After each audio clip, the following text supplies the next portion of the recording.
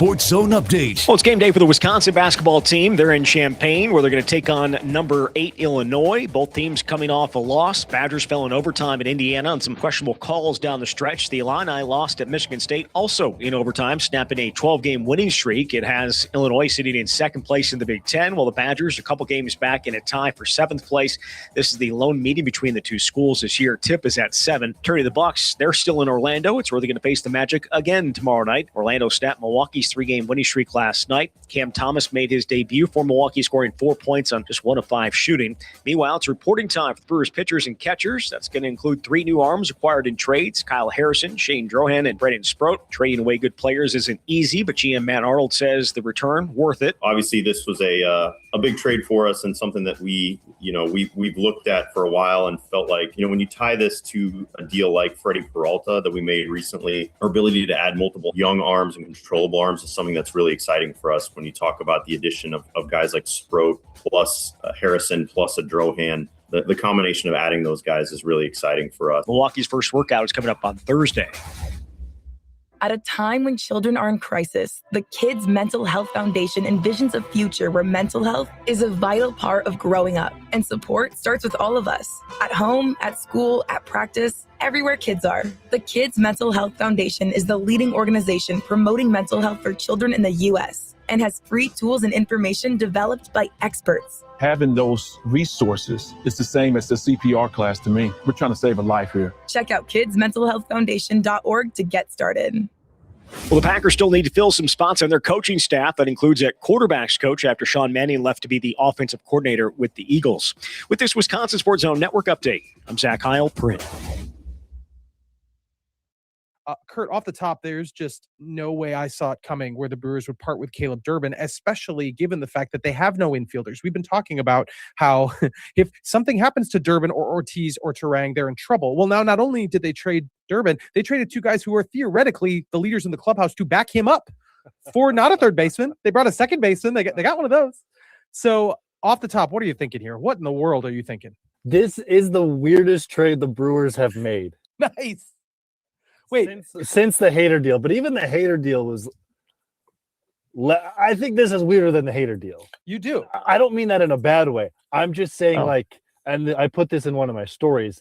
It made the baseball world the guy, the blinking eye guy. Yeah. The what?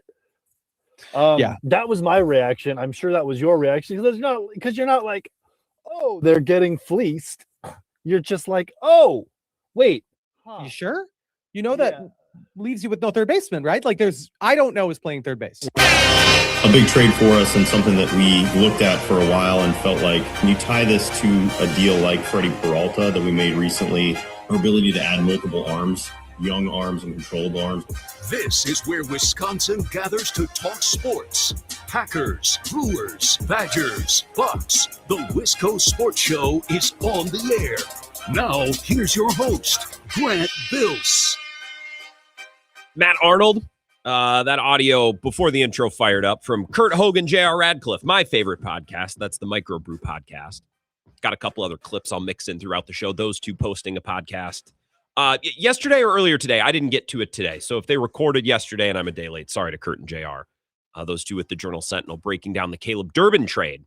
That's where I want to start tonight because I actually think I have new thoughts. I sat on this deal for about 24 hours, and last night and into this morning, I'm like, I got some more things to say. I've seen the light, or I've got some new ideas on how to talk about this thing and how to approach it. So I want to begin with Caleb Durbin. We did that in hour number 2 last night. So maybe if there's some folks that normally catch the beginning of the show, but they miss the second hour, we'll flip the programming tonight. We're going to start with Caleb Durbin. We'll circle back to it at 5:30. Dom Cotroneo from WTMJ, the Brewers flagship, pre and post. He's really, really good.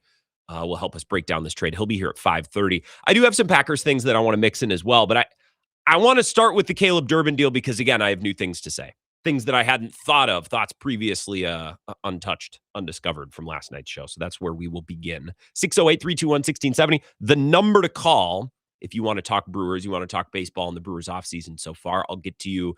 If you want to grab a phone line while they're open, I'll get you right after our first break.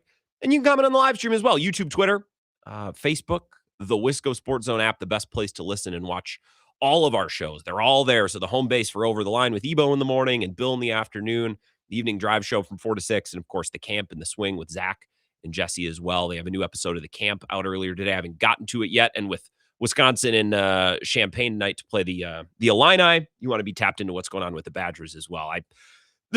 Tonight's game is not a game that typically goes well for us. So we'll deal with that tomorrow. We'll talk Badgers tomorrow. Jesse Temple will be here. But that Wisco Sports Zone app, the home base for all of our shows, whether you want to listen or you want to watch the live stream. I think I hate the Caleb Durbin deal. I think I hate it. Hate's probably a strong word. I really, really dislike it. And I don't think Caleb Durbin is some world beater. I don't think he's some perennial all-star in the making. So I pointed this out on Twitter earlier today. I basically said, like, I got the Peralta deal and the Isaac Collins deal, which I honestly, the Nick Mears Isaac Collins deal. They were packaged together, right? It feels like it was so long ago. I guess I got that deal. Whatever. And I certainly got the Freddie deal. This deal, as we discussed last night, I don't get as much. I need to kind of slide the pieces around the whiteboard and kind of maybe put a pair of glasses on and take them off. Like, I need to look at this a couple different ways to try to understand it. So I pointed this out on Twitter earlier today. I'm like, yeah, I don't know if I like this. This feels like it's maybe a bridge too far by the Brewers. And I got a lot of responses basically saying, well, Grant, he's 5'8", and he doesn't hit for power, and he's not a good defender. I know what Caleb Durbin is. I'm not telling you that he's prime. I was going to try to think of like the best Brewers third baseman in my lifetime. I don't know. It's not like he's 2010 Casey McGee. Like, there's no good example. He's not an incredible all-star third baseman, I don't think. We all agree on that. I'm not telling you that Caleb Durbin is this superstar player.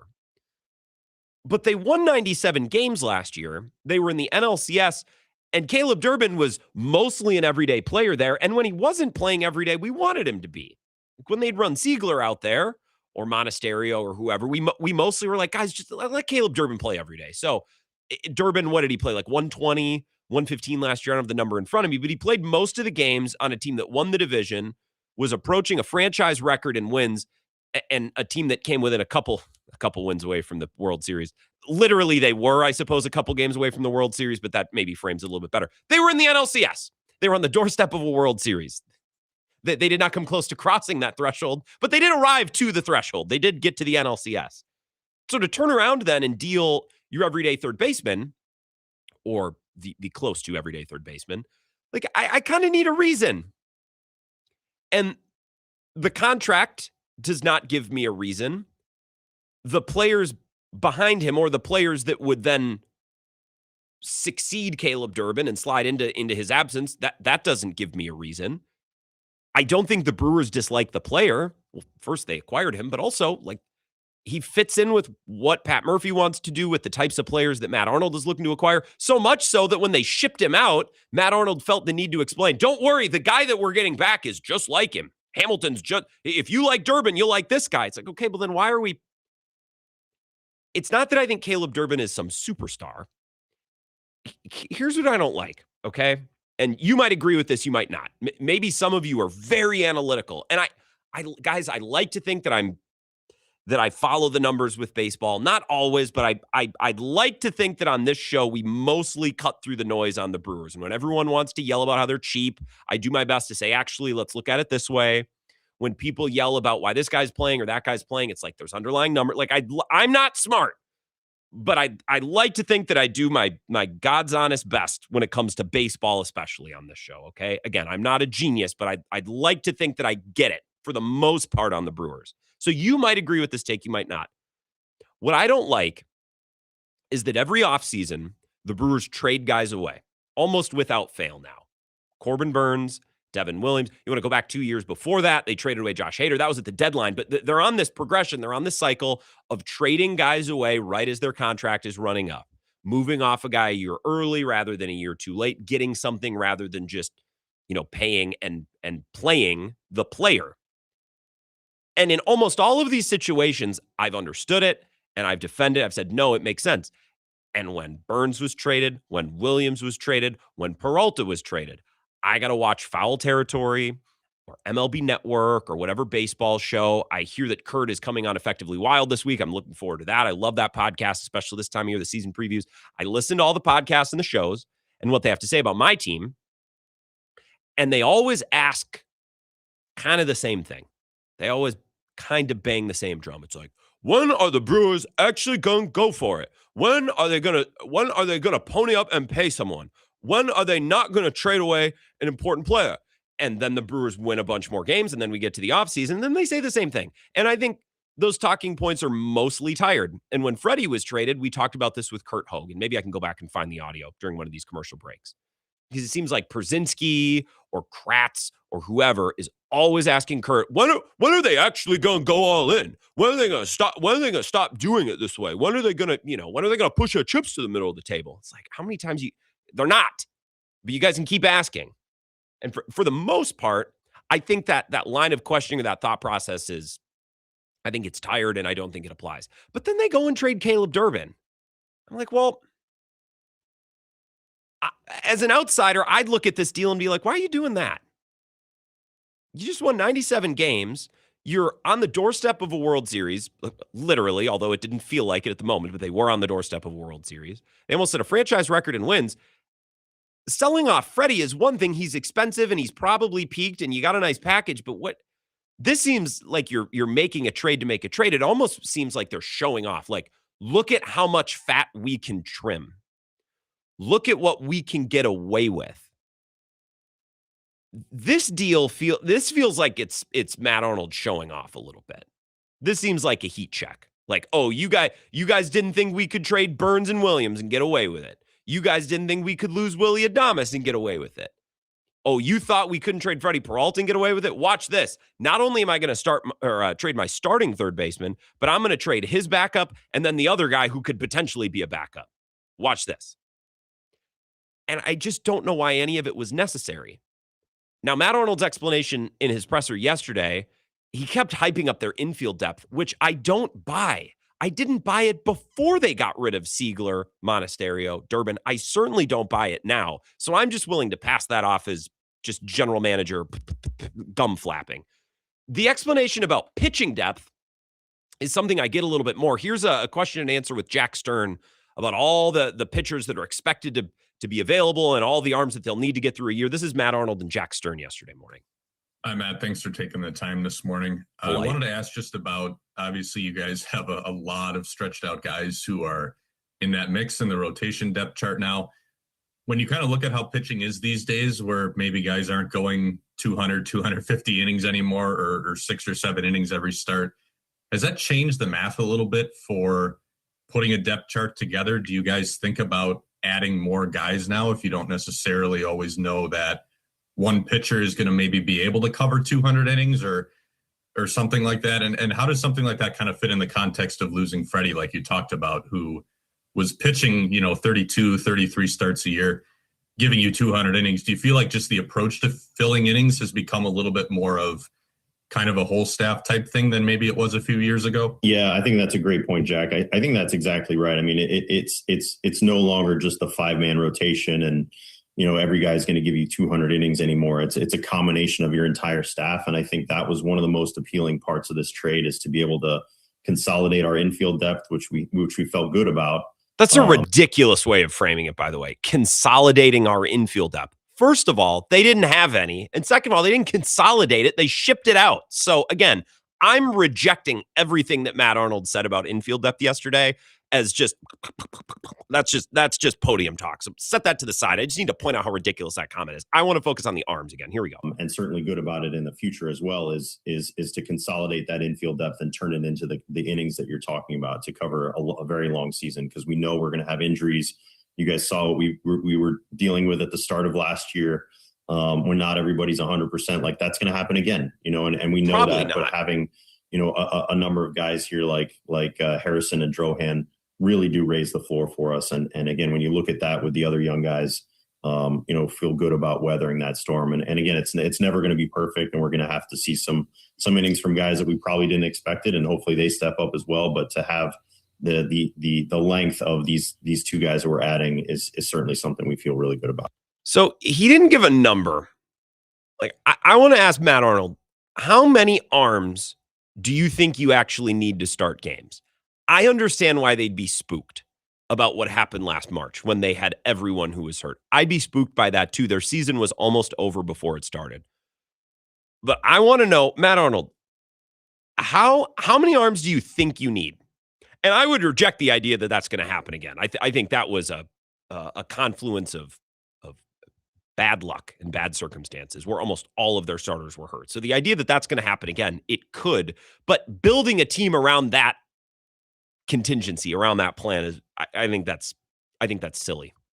That's like having a nuclear bomb shelter with like a 30-year supply of food. Like, yeah, I guess if there's a nuclear war, you'd be covered, but like you're probably pantsed if there's a nuclear war anyways. So yeah, you can plan for that, but if that's your thing, I just don't think that's a reasonable way to go about planning your life. How many guys do you need? Because I'm just going to start throwing names out. We could talk about guys that they've acquired in the last few weeks. In the last few weeks, they've acquired Harrison and Drohan in this deal, Sproat in the Peralta deal, and Zerpa in the Mears Isaac Collins affair. So 5 guys who could be stretched for middle relief or start. We don't know what their plans are for those guys. You then have DL Hall and Aaron Ashby, who are middle relief guys. I want to ask Dom Cotroneo in hour number 2, like, do you think they'll stretch DL Hall and Ashby, or do you think they'll use them as relievers? I don't know. Robert Gasser, Logan Henderson, Brandon Woodruff, Mizorowski. There's probably someone that I'm forgetting. Priester. Like, Matthew, Mr. Arnold. How many guys do you think you realistically need? I'm all for having depth. I'm all for it. But, and I'll put this in very sarcastic air quotes, consolidating your infield depth, AKA lighting your entire third base position on fire to get another 2 guys who could eat innings. That's not robbing Peter to pay Paul. That's like shooting Peter in the head to give Paul like a little baloney. Like, that's not an equal exchange for me. If you think you need some insurance, just go sign whatever version of Quintana is out there. Just spend a couple $1,000,000 and keep a third baseman on the roster. Like, that's the price you pay. You keep your only third baseman and you spend a couple $1,000,000 to go get a guy as a contingency. Quintana, not him. I don't like him, but someone like that. Someone of that, whatever Wade Miley is out there. Go get that guy. Don't consolidate your infield depth because you think you can circumcise the mosquito and find some cute way to get Harrison and Drohan. Like, how many arms do you think you need? This trade feels like they're getting cute and they're showing off. And they're like, watch exactly how much fat we can trim and still win the division. Now, a lot of people are like, there must be another move coming. They're looking to acquire a third baseman. Now, I hope so. But I don't know what stretch of recent history would indicate that that's true. When have you known the Brewers to add anybody or anything in the offseason? That's not what they do, unless it's, again, Jose Quintana at the 11th hour for a couple $1,000,000, which I would have done instead of this. Now, it's not as much team control, not as much upside. But again, I like having a third baseman on the roster. I'm weird about the way I view the sport. I just like having a guy who's played third base available to play third base. I actually like more than one, but I'm weird. I'm old-fashioned. I understand. In the age of analytics, third baseman, it's a luxury. You don't need to have it. Why have that when you can have Harrison and Drohan? For when 7 starters all get hurt at once. Let's build a team around that eventuality. Again, they'll probably be fine, and I don't think Caleb Durbin is going to run and become an all-star. I just, the more I think about this trade, the more I don't like it, and the more I think it represents what national baseball writers and commentators specifically criticize about the way the Brewers do business. I'll take your phone calls on the other side. 608-321-1670. This is the Wisco Sports Show with Grant Bills on the Wisconsin Sports Zone Radio Network. There's never been a better time to experience Pella in person and get all your questions answered. Join us at the NARI Spring Home Improvement Show, February 13th through the 15th at Wisconsin State Fair Park. Book your in-home consultation at the show and receive a free DesignWorks rendering. Rest easy with Pella's 10-year limited warranty and get 0% interest for up to 48 months. Set your free in-home consultation at PellaWI.com.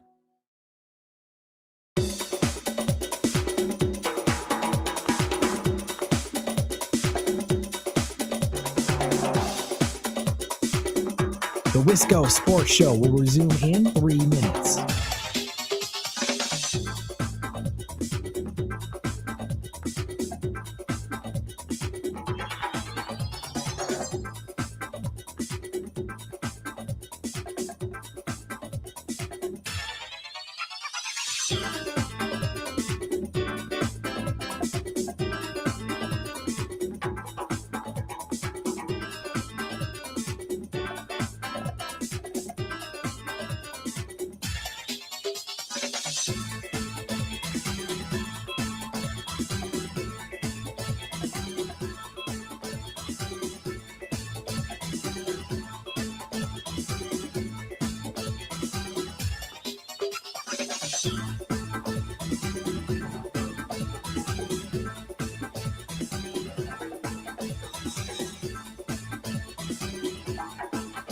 The Wisco Sports Show will resume in 2 minutes.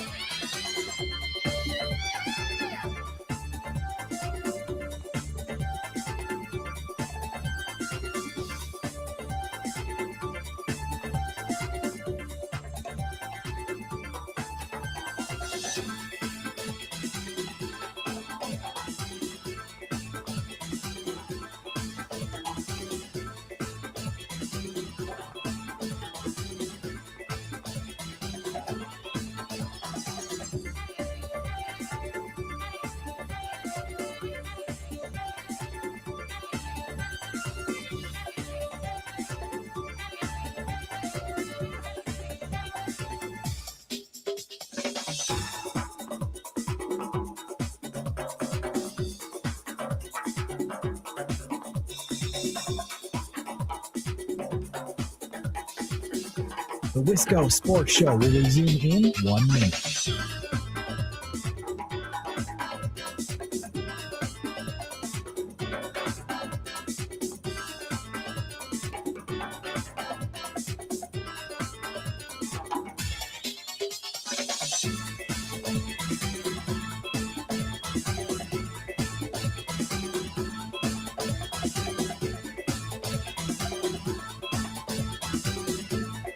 The Wisco Sports Show will resume in 30 seconds.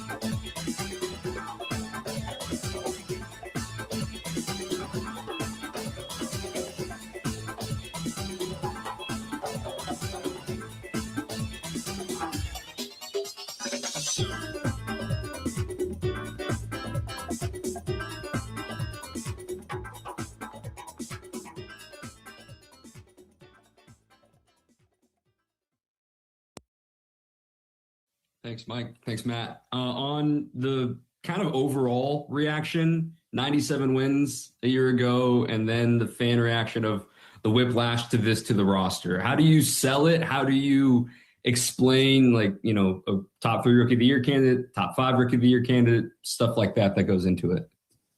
Yeah, certainly.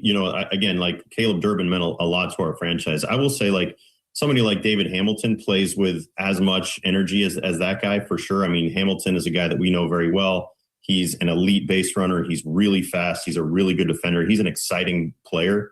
Again, not trying to compare apples to apples here because they're both very different. But I think we're adding a player that fits our brand there in David Hamilton. And then when you talk about the young pitching that we're getting that's major league ready and really exciting, to add to our stable of good young arms. I mean, especially weathering the loss of somebody like Freddie is something that we're really excited about. I mean, Harrison's not that far removed from being one of the best pitching prospects in the sport. Drohan had an outstanding year last year in AAA. So both of these guys are really exciting for us to add. So I think that the combination of both the infield depth and the rotation depth is something that we feel really good about. Rotation depth, yes. Infield depth, I don't know how you could say it with a straight face. before the Durbin trade, which also included your other two guys who could play third base. So I'm passing off that as just general manager gum flapping, filling a media obligation, which I get. You got to go to the podium and say something. The pitching depth I get. I would feel good about their pitching depth now better than ever if I was them. I get that. I just, again, I'm not trying to be an outrage merchant here, microphone warrior. I'm not trying to be overly dramatic. I'm old-fashioned. Call me crazy. I like having a third baseman on the roster. I know not everyone would build a team that way. I'm an outside the box thinker. What can I say? I like someone available to play third base. Sorry if that offends. Right to your phone calls here. 608-321-1670. Wisco Sports Show. Who's this? Hey, Grant. Tom from Oak Creek. Long time. How are you? I am excellent, Tom. How are you today? Good. Yeah, glad to be talking Brewers again, although maybe not the current topic. I feel like we're reliving the boondoggle that was third base at the beginning of the year last year with Vinny Capra. Okay. It's like pitchers and catchers report today. I don't even know if we can name a starting infield, let alone any depth in the infield whatsoever.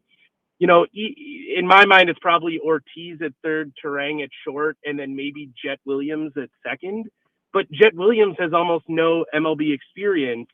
And I just don't see, I get they want to stockpile these young arms, but how many of these like AAA MLB starter long reliever tweener guys do we actually need? I feel like we've got about a baker's dozen of them at this point. So I that's my question. Like, how many arms does Matt Arnold think that he needs? And look, Tom, this is what scares me. If they don't make an addition right now, or call anybody up or fast track anyone who's currently in the minors, you're moving half of your infield. Like the calculus is, well, you just move Ortiz to third and you move Turang to short. And it's like reconfiguring your entire O-line going into a season. I get nervous with that. Yeah.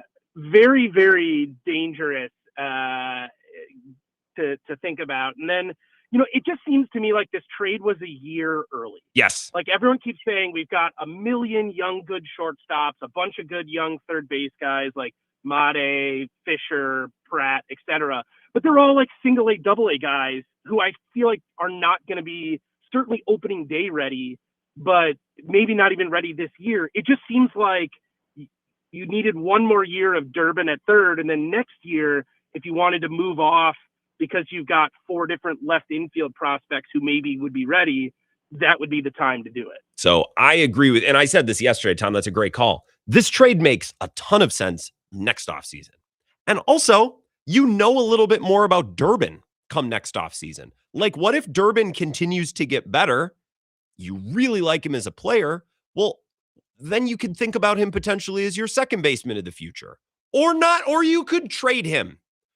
And I know some people are like, well, Grant, do you really think Durbin's going to be any better than he was last year? I don't know. What I know is he was a perfectly fine third baseman on a really good team last year, and now you don't have a perfectly fine third baseman. So if you play him for a year and then you get a slightly lesser return for him next year, like, I'm fine with that.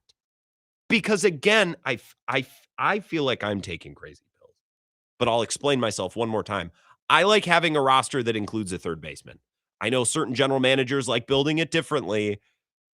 I like having a third baseman on my roster. What can I say? I grew up watching baseball with my grandpa. He had some outdated ideas like having a third baseman on the roster. Sorry if you disagree with that. That's fine. I just share my opinion. It's my show. I can share my opinion. I like having a third baseman on the 40-man.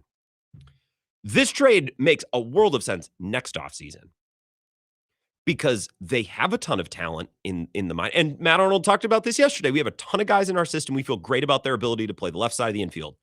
Great.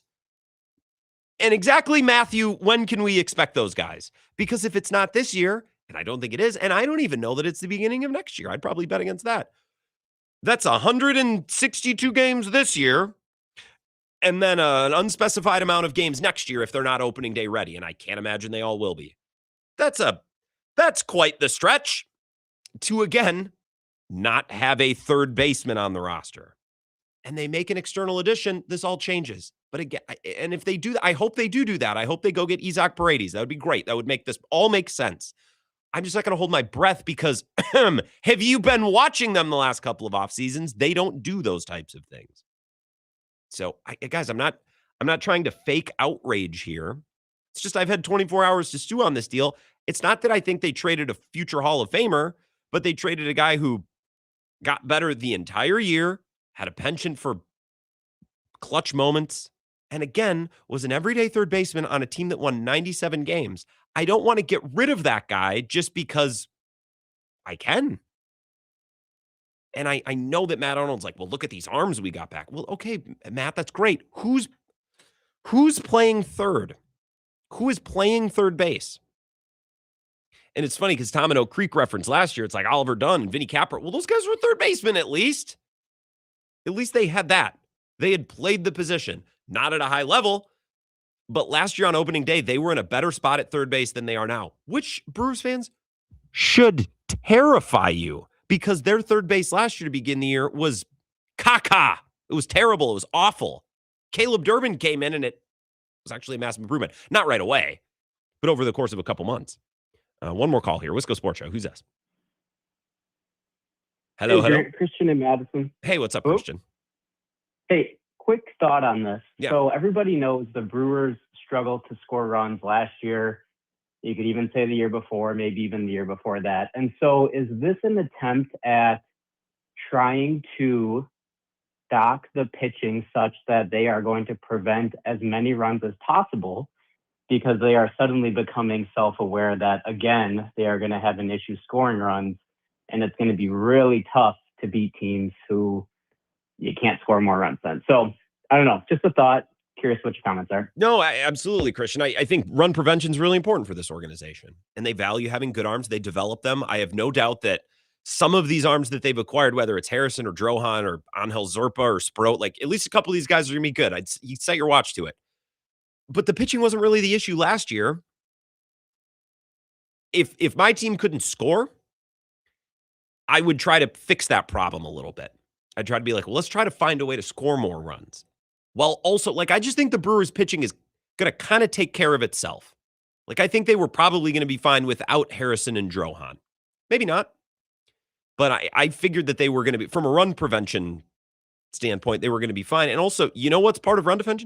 Defense. And you know what's part of defense? Having a guy who can play third base. And I know that Durbin was not a star defensive third baseman, but he was a third baseman, and he was a lot better than people thought he would be. So we can talk more about that coming up. I think, yes, Christian, to answer your question, sorry to just blow by it and go to a break. I absolutely think they're concerned with run prevention. I don't think internally they're like, well, we'll sacrifice our ability to score runs in order to pitch more. I just think they prioritize pitching and defense anyways, although there's no defense to be spoken now on the left side of the infield. We'll take a break, come back and talk more about this next. This is the Wisco Sports Show with Grant Bills on the Wisconsin Sports Zone Radio Network.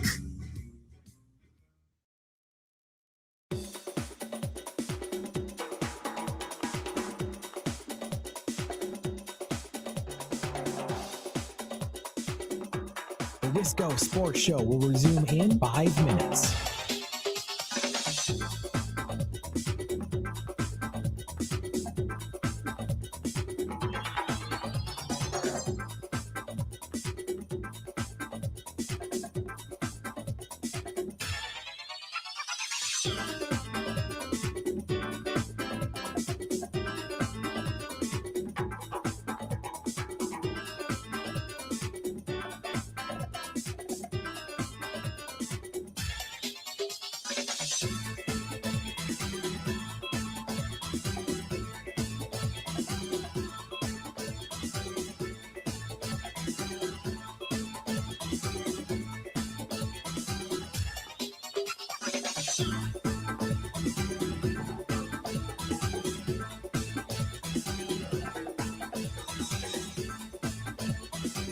The Wisco Sports Show will resume in 4 minutes.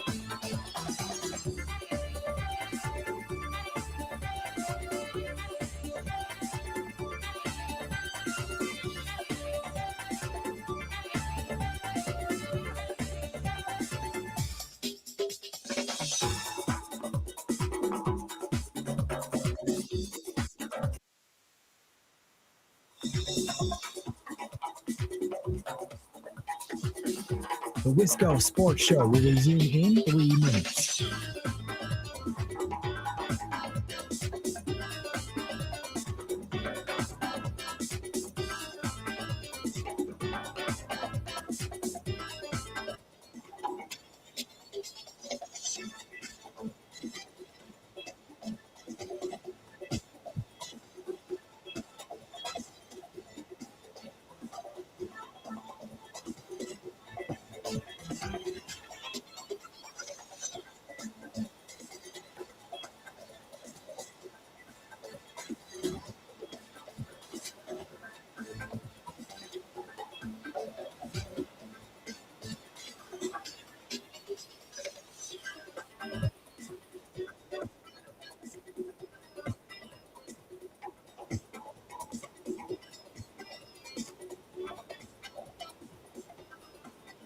The Wisco Sports Show will resume in 2 minutes.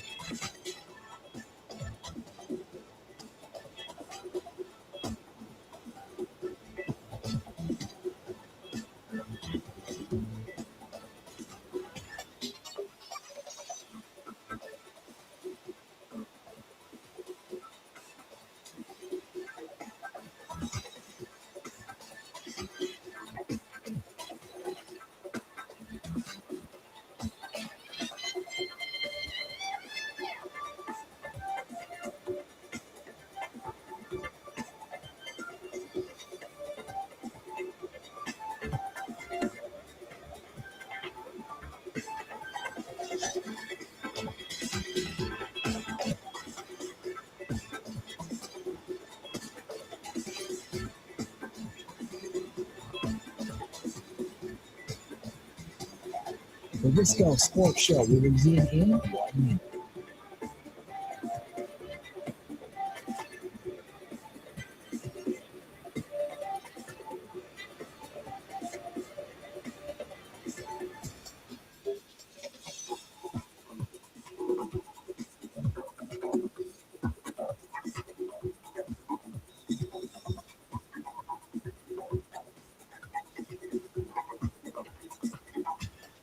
The Wisco Sports Show will resume in 30 seconds.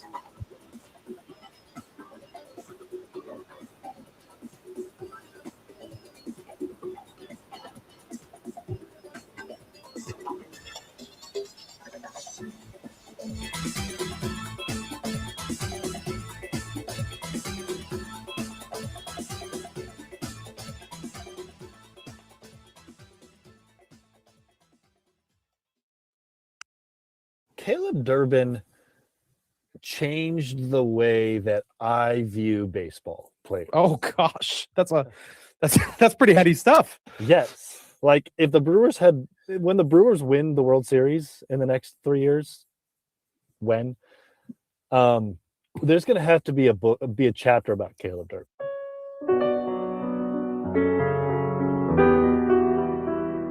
Caleb Durbin, though, he should not have worked. No. He should not have worked. A D3 player who has he's already maxed out all his tools. There's a hole in his swing. Is he really that good of a defender? He's also not as fast as we thought he was. We thought he was going to be a burner, and he was fat. He wasn't slow, but it's a base stealer, but not a blazer, right? Right. The imagination. Remember his first month in the big leagues was so bad. Yeah. They were the bar was on the floor with the production from Capra done, and it went lower.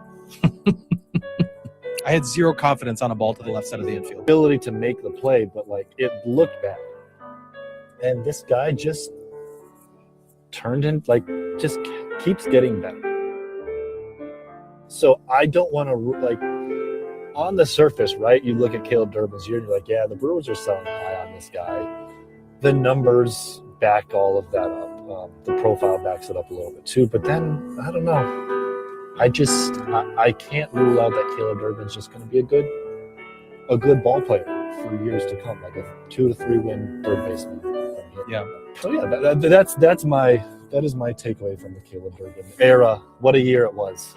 What a year it was. That's a little bit more from Kurt and JR, the Microbrew podcast. Some analysis. I love how that started as Kurt basically saying, yeah, Caleb Durbin shouldn't have been as good as he was as a rookie. I didn't think so. And then JR's like, oh no, he was slow and his defense, like it turned into a roast on his way out the door. But I think that framework or that discussion from those two, the reason I cut it is it made me laugh, but also I think a lot of Brewers fans believe that they're selling high on Durbin, which is fine. I don't understand why sometimes you don't need to sell. Sometimes you could just keep a player. I'm not trying to create outrage for the radio today. I just don't really know that I like this trade that much. So I'm sharing that I don't like that trade this much. We can go back to talking about the Packers O-line. I want to do that at 5:00. Don't worry. For those of you, I'm getting the tweets. It's like, why are you? This is classic fake outrage. Of course, football's done. We need something to be mad about. Okay, well, hey, man, we'll get back to talking about Sean Ryan's impending free agency at 5:00. So strap in. Does that sound fun? We're all going to have a fun time talking about Sean Ryan. Got a text here from Cone Roller. It says, is the whole in Arnold we trust take fair regarding the Durbin trade? Most Brewers teams aren't locked down until May or June anyways. I'm willing to be cautiously optimistic on this move. Durbin was just okay. That's all fine. I just don't think that in Arnold we trust or in Goody we trust is I got a 2-hour talk show to do. So we're going to talk about every trade and whether we like it or not. I think the Brewers have more than earned the benefit of the doubt. 100%. But they're cutting it a little close for me on this one because, again, they don't have a third baseman right now. And I thought they had enough arms. Call me crazy. Gasser, Hall, Ashby, Zerpa, Sproat, Woodruff, Miz, Priester. And that's not even getting into like your actual relievers. That's like 8 guys who are starters, middle relievers. And if you feel like you need more, just go sign some old guy like Quintana or Miley. Like that'll cost you a couple million. And the benefit of that is you don't have to trade away 3 third basemen to do it. Just an idea, just something to consider. So yeah, I think it'll probably work out for the Brewers. But I think in order for it to work out, unless one of these youngsters in AAA is a lot closer than they're leading on and they're ready to play early, or Jet Williams is actually a star and we just don't know it yet, they're going to need to add someone external. And I don't know the Brewers to be a team that does that. Now, they did that with Adames, and Matt Arnold was very quick to point that out because he was asking about the timing of this all. It's like, well, pitchers and catchers report this week. If you need to add a third baseman, doesn't that complicate matters? Doesn't that make it tougher? And Matt Arnold was very quick to point out, well, remember when we added Willie Adames? That was in May, I believe. I think it was in late May when that happened. It was slightly before. I'll always remember, I don't think life will ever get better than Memorial Day weekend, the spring of 2021. We're coming out of the Pandy. I remember driving, not up north, but driving north that weekend for a 3-day weekend. The bars and the patios were open again. Live music was back, and the Brewers were slobber knocking everybody because Willie Adames showed up into town and just started hitting everything. And the Brewers were good. Man, 2021 was special until they, got to the playoffs and Corbin Burns. Corbin Burns actually won a game that year. That was the year against the Braves when Rowdy Tellez hit that bomb. And, that was that. That was really all they did. Duncan Holman said, you should play Melissa Etheridge and show all the wet and shivering dogs in the cold and the slip Burbs picture in there. What, with the On Eagles Wings? I needed some sort of a funeral song to bring the Caleb Durbin era to a close. Hi, Grant. Going into last season, I think we viewed Durbin more as a second baseman and someone who wasn't going to contribute immediately. He became a solid option at third base. I think they view Jet Williams as basically the same player. If they can get the same production and add arms, why not do it? Like you, I fear they are getting too cute. K. Schmidt in Oregon. Or Oregon. I don't know. It's a weird area code. So either Oregon or the state of Oregon. Either way, I think that's a fine take. If they think that Jet Williams is basically Caleb Durbin at home, and he can slide in and do the exact same thing that Durbin was, and you can pick up a couple of arms, yeah, absolutely. I would have liked to keep Siegler or Mona. I don't really like either player that much, but again, you need some bodies, man. You need guys. Like, what if Joey Ortiz twists an ankle and is out for 10 days? Like, what are you supposed to do? To make Sal play third? They're not going to do that, and they shouldn't do that. That'd be ridiculous. That I think that has to be part of the calculus right now, is they really like Jet Williams, and they think he can basically be Caleb Durbin on day one. The problem with that is Jet Williams is a shortstop center fielder. So are you going to move Ortiz to third and play Jet Williams at short? Or are you going to move Ortiz to third, Turang to short, Jet Williams to second? You've now moved your entire infield, and that makes me just a little bit nervous. Just a little. And it should make you nervous too, by the way. It would be like sliding around your entire O-line for week 1. Like, even if you believe that the guys can move and do the job, it just makes me a little nervous. That's all. Jim in Cottage Grove. Thank you. I would much rather talk about the Brewers and hear about the Packers offensive line and their bags beat that death.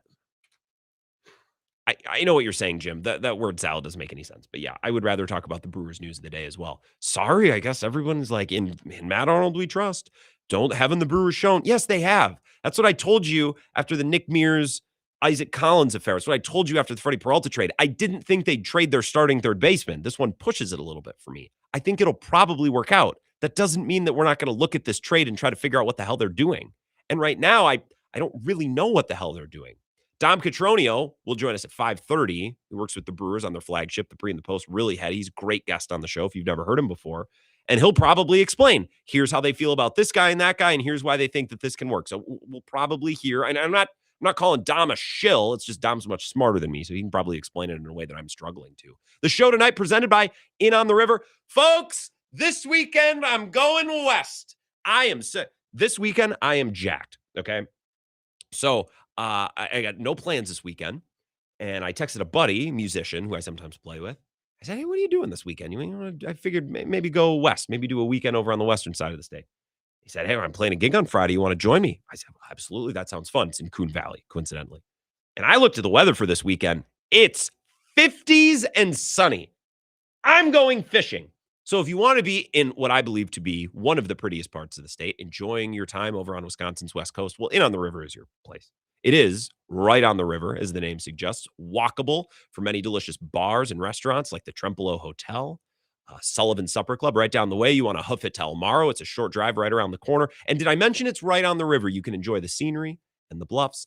And a weekend like this weekend, holy cats, a beautiful weekend to be somewhere beautiful. InOnTheRiverWI.com, 608-534-7784, or like their page on Facebook, In on the River Trempolo. This is the Wisco Sports Show with Grant Bills on the Wisconsin Sports Zone Radio Network.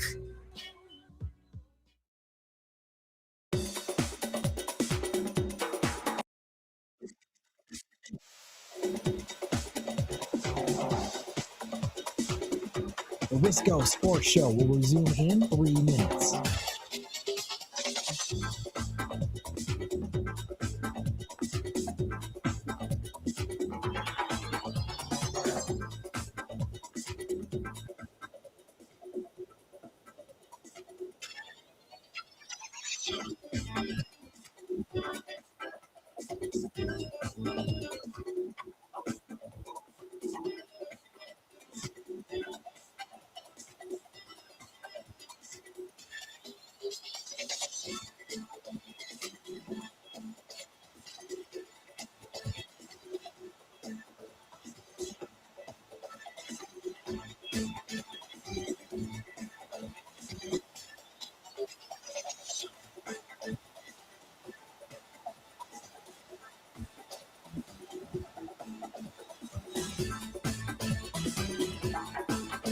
The Wisco Sports Show will resume in 2 minutes.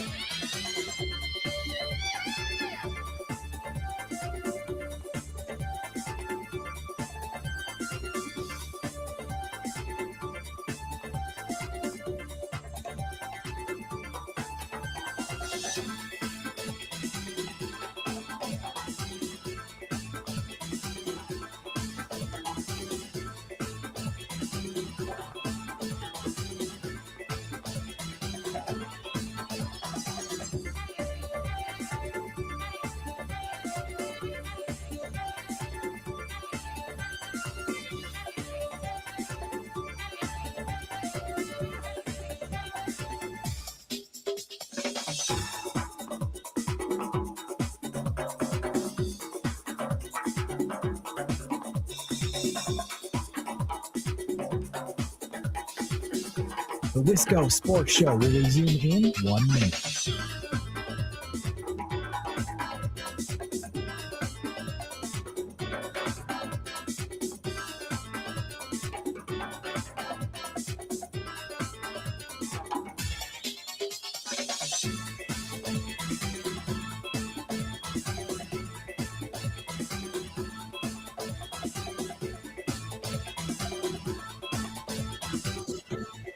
The Wisco Sports Show will resume in 30 seconds.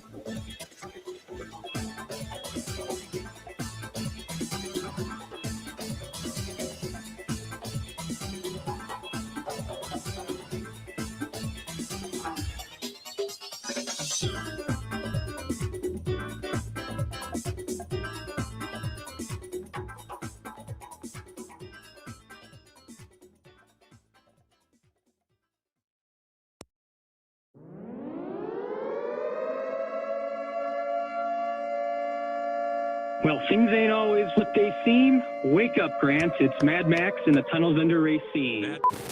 I think the dueling Super Bowl halftime shows was a good plot by the cabal this year to distract us, and because it was to get the right and the left to, to fight over like, we're gonna have the All-American halftime show with Kid Rock, who, if you look at some of his old lyrics, they're not too much better with some of the things he was talking about, and then it seems like the left kind of tried to latch on to the Bad Bunny thing, but I think there was a distraction to keep us not talking about how weird the commercials were. I mean, it was all about like AI and robots and just how that's going to take over the world.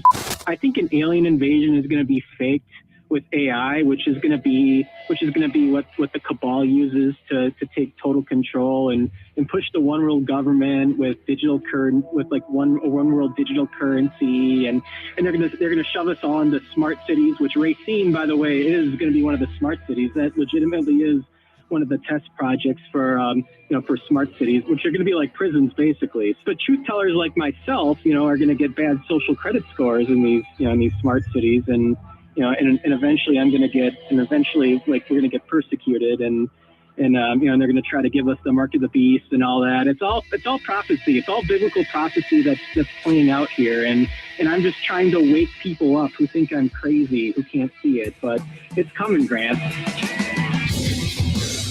Good work from Mad Max.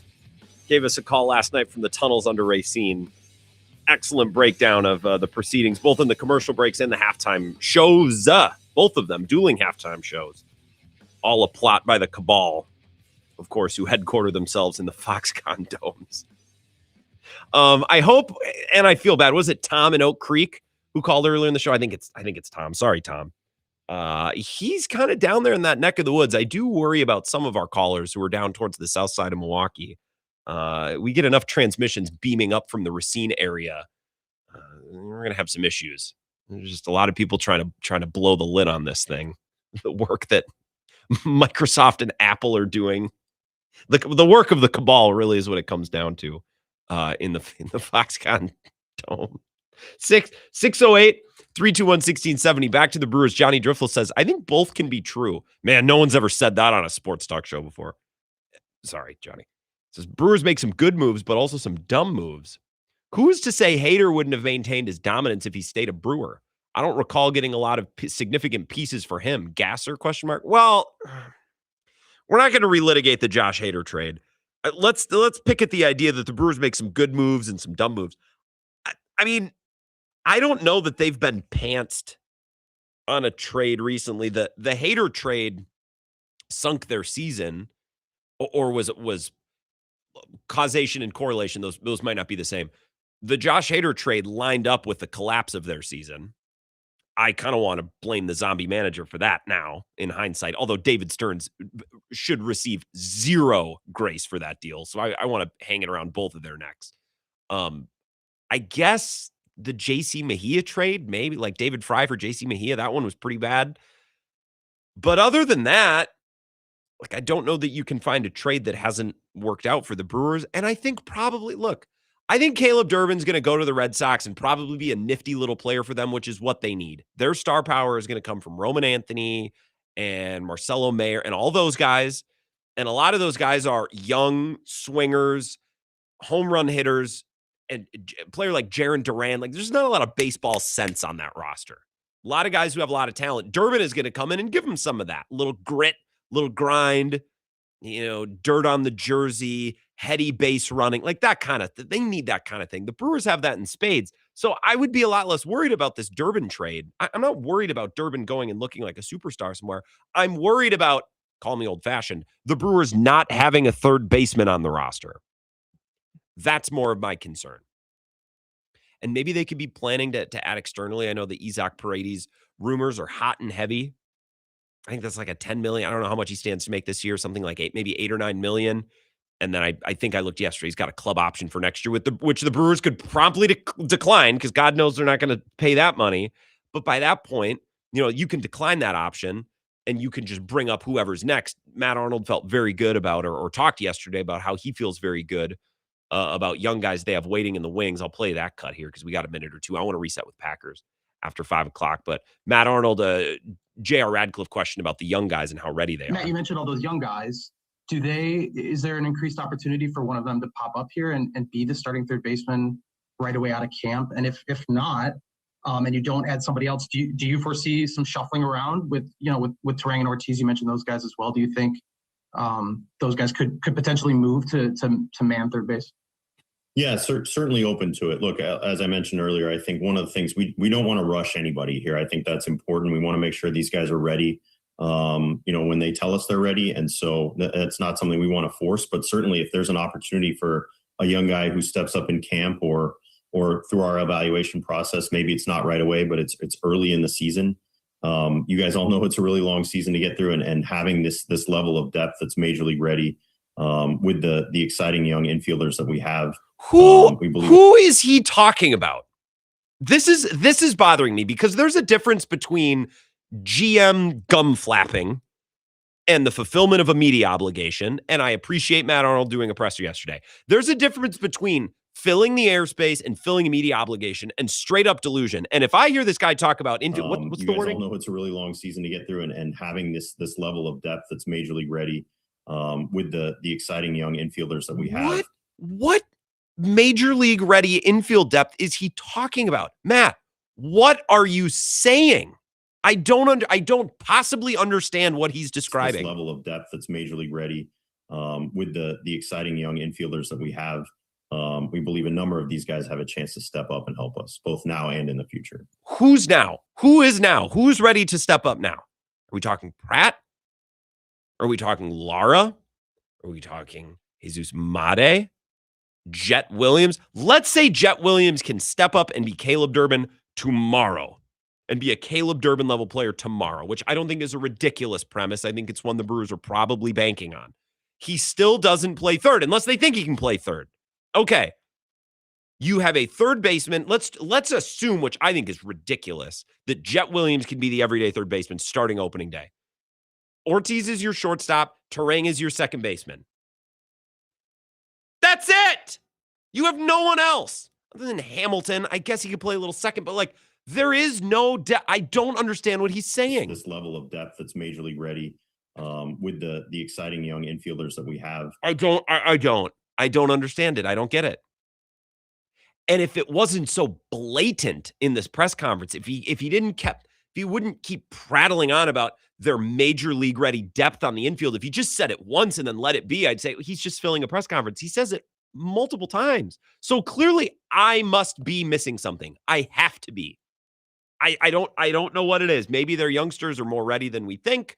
Maybe Jet Williams is actually a stud and he can play third. But if not, I don't know. Again, I don't know what he's saying.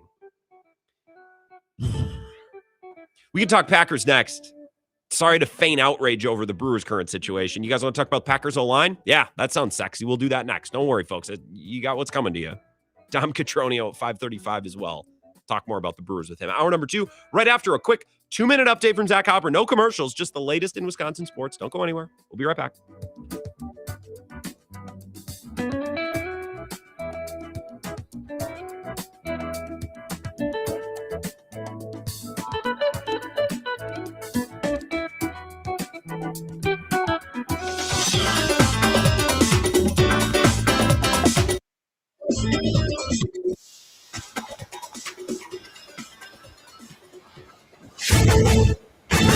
This is a Wisconsin Sports Zone update. Well, the Brewers pitchers and catchers due to report later this week for spring training, and there's going to be a lot of new faces after the club made another trade yesterday, sending Caleb Durbin and Andrew Monasterio to Boston for a pair of pitchers, Kyle Harrison and Shane Drohan, and an infielder. Throw in the Freddie Peralta trade that brought back pitcher Brandon Sprout, and Milwaukee's got quite a few new options for the rotation. GM Matt Arnold said they'll need all of them. It's no longer just the five-man rotation and every guy's going to give you 200 innings anymore. It's a combination of your entire staff. And I think that was one of the most appealing parts of this trade, is to be able to consolidate our infield depth, which we felt good about, and certainly good about it in the future as well, is to consolidate that infield depth and turn it into the innings that you're talking about to cover a very long season, because we know we're going to have injuries. Again, Milwaukee's pitchers and catchers report for spring training this week. Turning to the Bucks, they saw their 3-game winning streak snap last night in Orlando. They'll face the Magic once again tomorrow night down in Orlando. As for Wisconsin, they're in Champaign to face number 8 Illinois. Badgers had won 7 of 8 before falling in overtime at Indiana over the weekend. Illinois, meanwhile, also lost in overtime at Michigan State. That snapped a 12-game winning streak. Tip tonight is at 7. At a time when children are in crisis, the Kids Mental Health Foundation envisions a future where mental health is a vital part of growing up, and support starts with all of us. At home, at school, at practice, everywhere kids are. The Kids Mental Health Foundation is the leading organization promoting mental health for children in the U.S. and has free tools and information developed by experts. Having those resources is the same as the CPR class to me. We're trying to save a life here. Check out kidsmentalhealthfoundation.org to get started. Well, the Packers still working to fill out their coaching staff. The team has several spots still open, including at quarterback's coach after Sean Mannion departed to be Philadelphia's offensive coordinator. With this Wisconsin Sports Zone Network update, I'm Zach Kyle, Print. Kurt, off the top, there's just no way I saw it coming where the Brewers would part with Caleb Durbin, especially given the fact that they have no infielders. We've been talking about how if something happens to Durbin or Ortiz or Turang, they're in trouble. Well, now not only did they trade Durbin, they traded 2 guys who were theoretically the leaders in the clubhouse to back him up for not a third baseman. They brought a second baseman. They got one of those. So off the top, what are you thinking here? What in the world are you thinking? This is the weirdest trade the Brewers have made. Nice. Wait, since the Hader deal, but even the Hader deal was, I think this is weirder than the Hader deal. You do. I don't mean that in a bad way. I'm just saying and I put this in one of my stories. It made the baseball world, the guy, the blinking eye guy. Yeah. The what? Yeah. That was my reaction. I'm sure that was your reaction, because you're not like, oh, they're getting fleeced. You're just like, oh, wait. You sure? You know that leaves you with no third baseman, right? Like I don't know is playing third base. A big trade for us, and something that we looked at for a while and felt like, when you tie this to a deal like Freddie Peralta that we made recently, our ability to add multiple arms, young arms and controlled arms. This is where Wisconsin gathers to talk sports.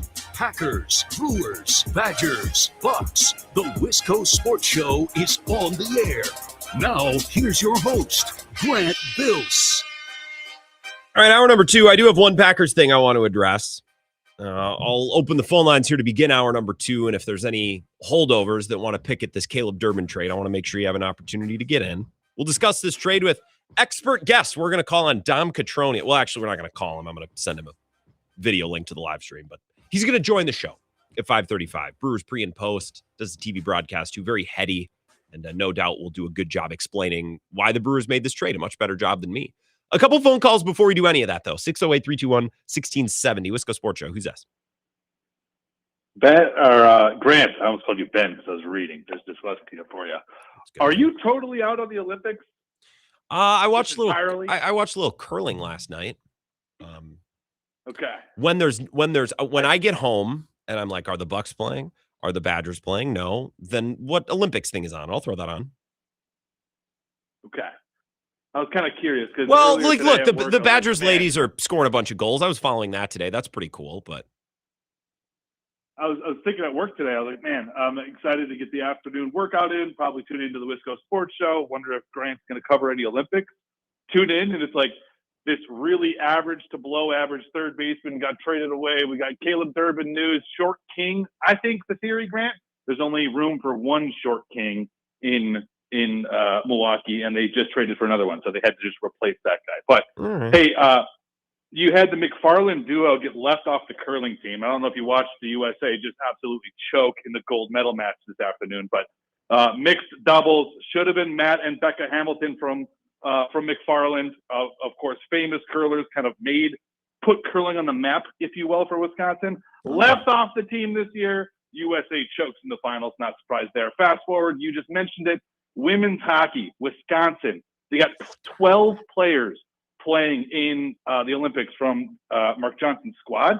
3 current players scored today. Unfortunately, all against my friend and Renee Desbiens, who plays for Team Canada. So, yeah, Wisconsin USA women's hockey team just dominate. And in Wisconsin, they scored like 5 goals. Weren't 3 of them scored by Badgers today, Vagabond John? Yeah, current Badgers, which is kind of crazy. When you want to talk about the selfishness of, who's the skier that got hurt? Lindsey Vonn? Yeah. Everybody wants to talk about, was she selfish for claiming that spot? No one's going to tell her no. She's going to get her spot. I think there's a couple of Badgers on there, little old school Badgers, Hillary Knight being one of them, that may be a little selfish for holding on to that roster spot, because these young Bucks that are on that team are just dominating. If you didn't know, Canada has kind of had the USA's number for the last couple of Olympics and on the World Championships in between. Mm-hmm. And Wisconsin women just went out and dominated today. So that was cool. And then lastly, Grant, look ahead for tomorrow. Of course, West Bend native Jordan Stolz, #1 in the world in 4 separate speed skating events.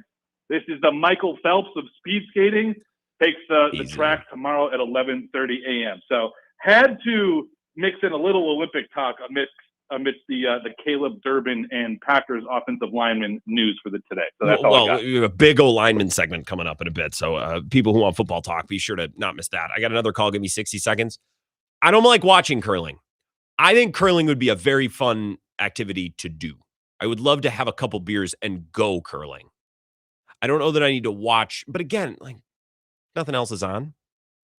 Like I'd be into that. It looks like a fun activity. The problem is like I would love to play softball on weeknights too, or volleyball. I work until 6. So, and I know, well, you play leagues at Vitens. Our team plays at like 10. It's like, okay, but I also like, I can't. I would love to be a weeknight activity guy. I can't do it. My schedule won't allow, or my sleep schedule, which is important to me. Kinger on the live stream. By the way, Kinger, it's a pleasure to have you as a viewer of this show. He says, no, everyone is talking about the penis injection by the ski jumpers. I would have loved to be at the Westby ski jump this last weekend at Snowflake to talk to people about that. Are we doing the penis injections at all levels of ski jumping, or is that just reach the highest peaks of Olympics? Question. And by the way, not to make a mockery of the Olympics topic, I do respect the Olympics. I just haven't seen much of them. Jesse Temple will be here tomorrow, so we'll talk about some of those Badgers that are competing, because he's been all over that at Badger Connect, both at his stories and some Badger bites as well. 608-321-1670. One more call here. Wisco Sports Show. Who's this? Hey, it's Darnell. Hey, Darnell. Another great 5 o'clock based Badger caller, Madison-based caller. What's going on? Hey, just really, really quick on Caleb Durbin.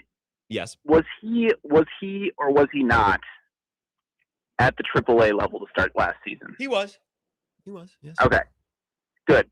Because that's all I need to hear when it comes to the Brewers know best when it comes to these kind of decisions. And I mean, the last bad move they made was the Hader deal. That's 4 years ago. This is so bad for the talk show. It's like the Brewers know what they're doing. Well, what do you want?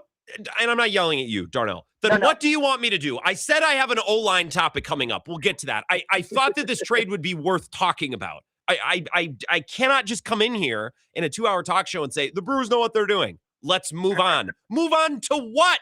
You want to talk Bucks? They lost to Orlando last night. Bobby Portis didn't have a single rebound. You want me to yell about that? I could. You guys tell me, I guess. I'm at the mercy of you guys. I'm like a jukebox. Just tell me what you want. Just let me explain. Okay. So when it comes to the Brewers, I think what they did was they said, all right, we've got a guy who probably overperformed last year, right? At least overperformed his projections. So what do the Brewers in their small market mind do? We're going to sell high, right? So they go out and get guys that they apparently had, their eye on for the last couple of years, and make their pitching lab go burr, right? Like, yeah. I don't know. I just I've seen a lot of people on Twitter just talking mad crap about the trade, and I guess it's a weird trade. I'm not going to discount that, right? It's kind of a weird feeling. It's like, all right, well, we have no third baseman again. Like, are we going to start the season off with Vinny Capra again? They had Vinny Capra last year. At least Vinny Capra existed. They don't even have a Vinny Capra right now. But Vinny Capra was ass. Correct. I think ass is preferable to nothing.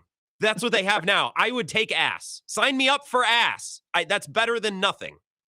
They also have an embarrassment of riches on the infield positions in their minor league level. Sure. So, they got a bunch of teenagers who can do the job. Yes. The more, look, I'm not trying to be outraged by this. I swear this is not performative. The more that I think about this, the more that I think Matt Arnold this is Project 2028. That's what this is. We're gearing up to win in 2028. Yeah, I guess. But like, they don't have just teenagers. They have early 20s guys that are flashing in the minors, right?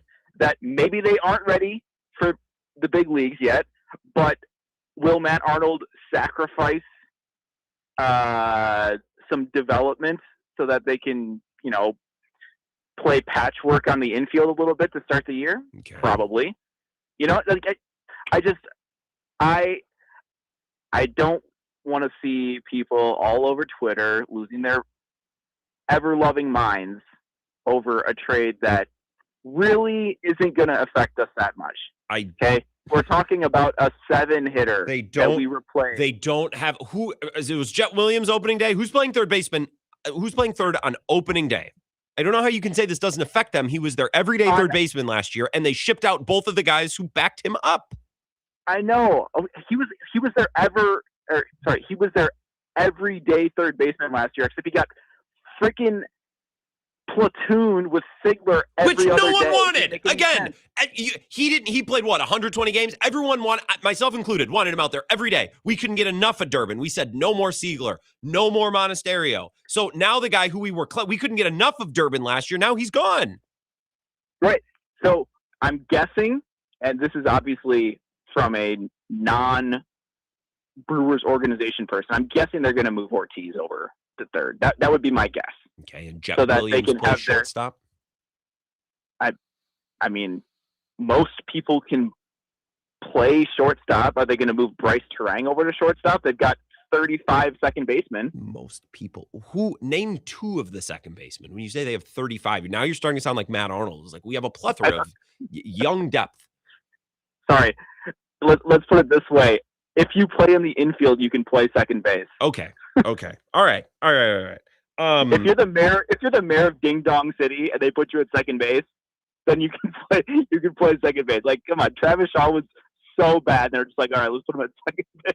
Moustakis. Funny enough, is Keston Hero was worse than any of them, and yet council would stuck him to the bench again. Appreciate it, Darnell. Guys, I'm not trying to. This will probably be fine.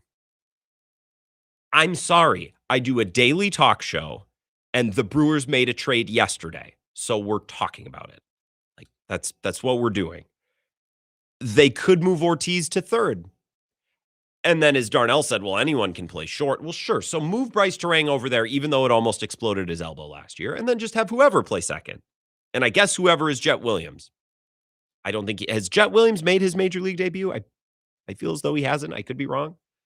It's just a lot of shuffling and moving and scooting, and one guy gets hurt and you're boned. You're pantsed. But at least we have 20 starters. Lest we round out every infield spot with a replacement level player. Thank you for the calls, gentlemen. 608-321-1670. Chris in Oregon, I believe. He puts in parentheses, Wisconsin. Seems like the Durbin trade is the first move without an obvious plan. I wonder if they'll piece it together and look for a good third baseman before the deadline.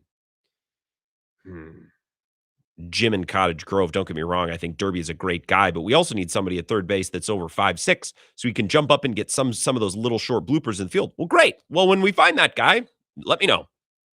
I would rather have a 5'6" third baseman than a non-existent third baseman. And yes, it'll probably work out. And in Matt Arnold we trust. And the Brewers have earned the benefit of the doubt. Yes, all of those things. All of those things. What's funny is now we're expecting Joey Ortiz to move to cover another position when most of us were hoping that Joey Ortiz would be replaced. that someone would take his job. And now he's supposed to be responsible for someone else's job. I just have questions. It's fair. That's reasonable. Guys, we're not fighting. I'm not angry. I'm not yelling at you. I'm not even yelling at the Brewers. I'm just asking questions. And if I didn't use some sort of an entertaining voice, then it wouldn't be a radio show. Then it would just sound like then it would be very boring. It would sound like a meeting at work.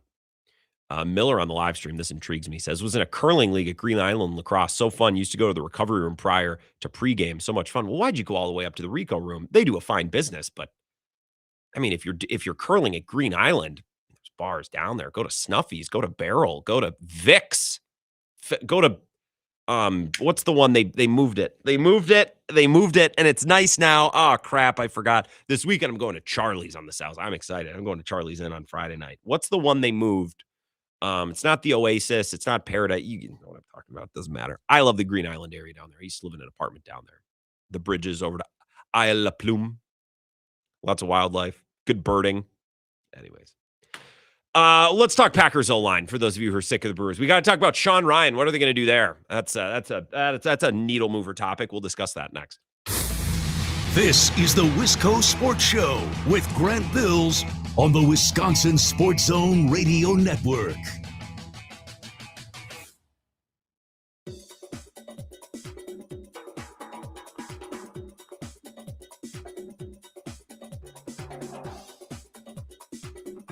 The Wisco in 3 minutes.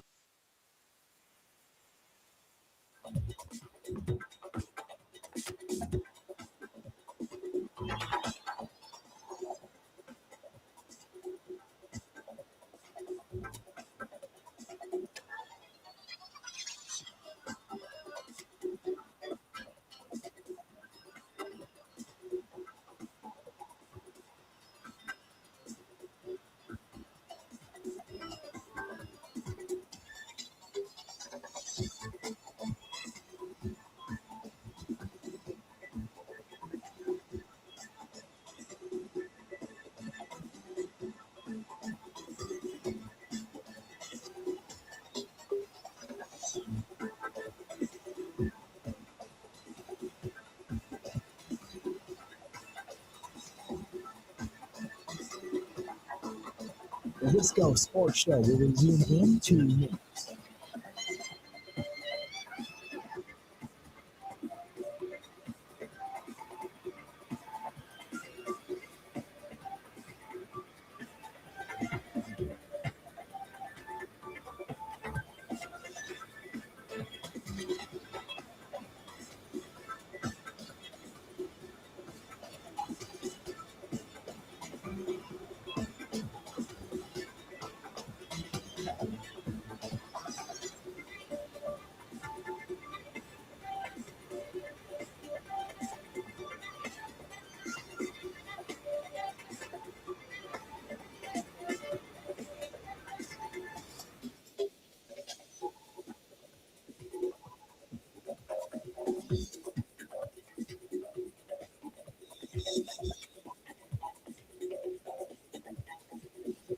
The Wisco Sports Show will resume in 1 minute.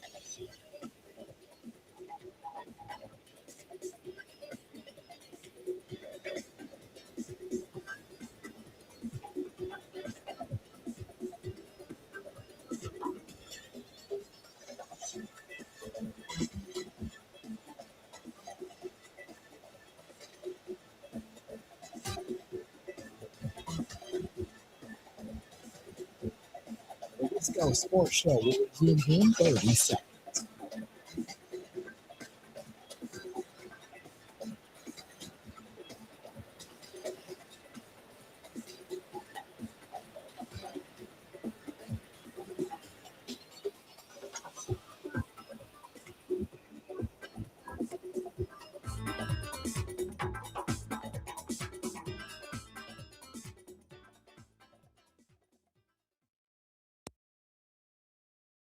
When you talk about the best quarterbacks, where do you rank or where would you put into what echelon Jordan Love? I think, behind all those guys I just mentioned, I think he's just a touch behind. I think he's kind of in the Dak Prescott tier, which Packers fans may groan when I say that, but that's like, quarterback 8 to 10 in the NFL right now. It's not. If you're a fan base, you could do a lot worse. I think he's been awesome. I think there's big weaknesses to his game, though, that you see. Unfortunately, this past year, under pressure, I thought was his worst season by far. But I did think you saw improvements in his accuracy. And you can win a quarterback with that guy, right? I think he's better than Sam Darnold. And Sam Darnold just won a Super Bowl. So that's kind of the range I put him. That was, if you would have told me that his very first year as a starter, that's what you were going to get, I think every Packers fan would be happy as heck. Maybe they're a little upset about that now, given the high expectations at quarterback for the Green Bay Packers over the years. But that's just the realm where I see his game. But the good news is, again, he's improved every single year, it seems like. He's adding more tricks to his bag. So if you just get that trend to continue, he could join that upper echelon because he is that talented from a physical perspective. All right. So I want to get to that comment from Mike Renner. I think it's important. Dom Cotroneo in 12 minutes. I was thinking of the Mirage. That's the bar on the south side of La Crosse. I also have come to learn that Charlie's Inn on the south side, right off 14, halfway to Coon, about a third of the way to Coon Valley, maybe, it has changed names. You're telling me Rock and Rick? It's Wisconsin Johnny's, Wisco Johnny's, totally redone. Well, I'll have to stop in there this weekend. I was planning to go anyways. I didn't know that had taken a new name. Looking forward to that. And also, I'm getting mocked on the live stream saying, "Oh, you're a guy that would go to Vic's." Yeah, I love Vic's. What do you have to say?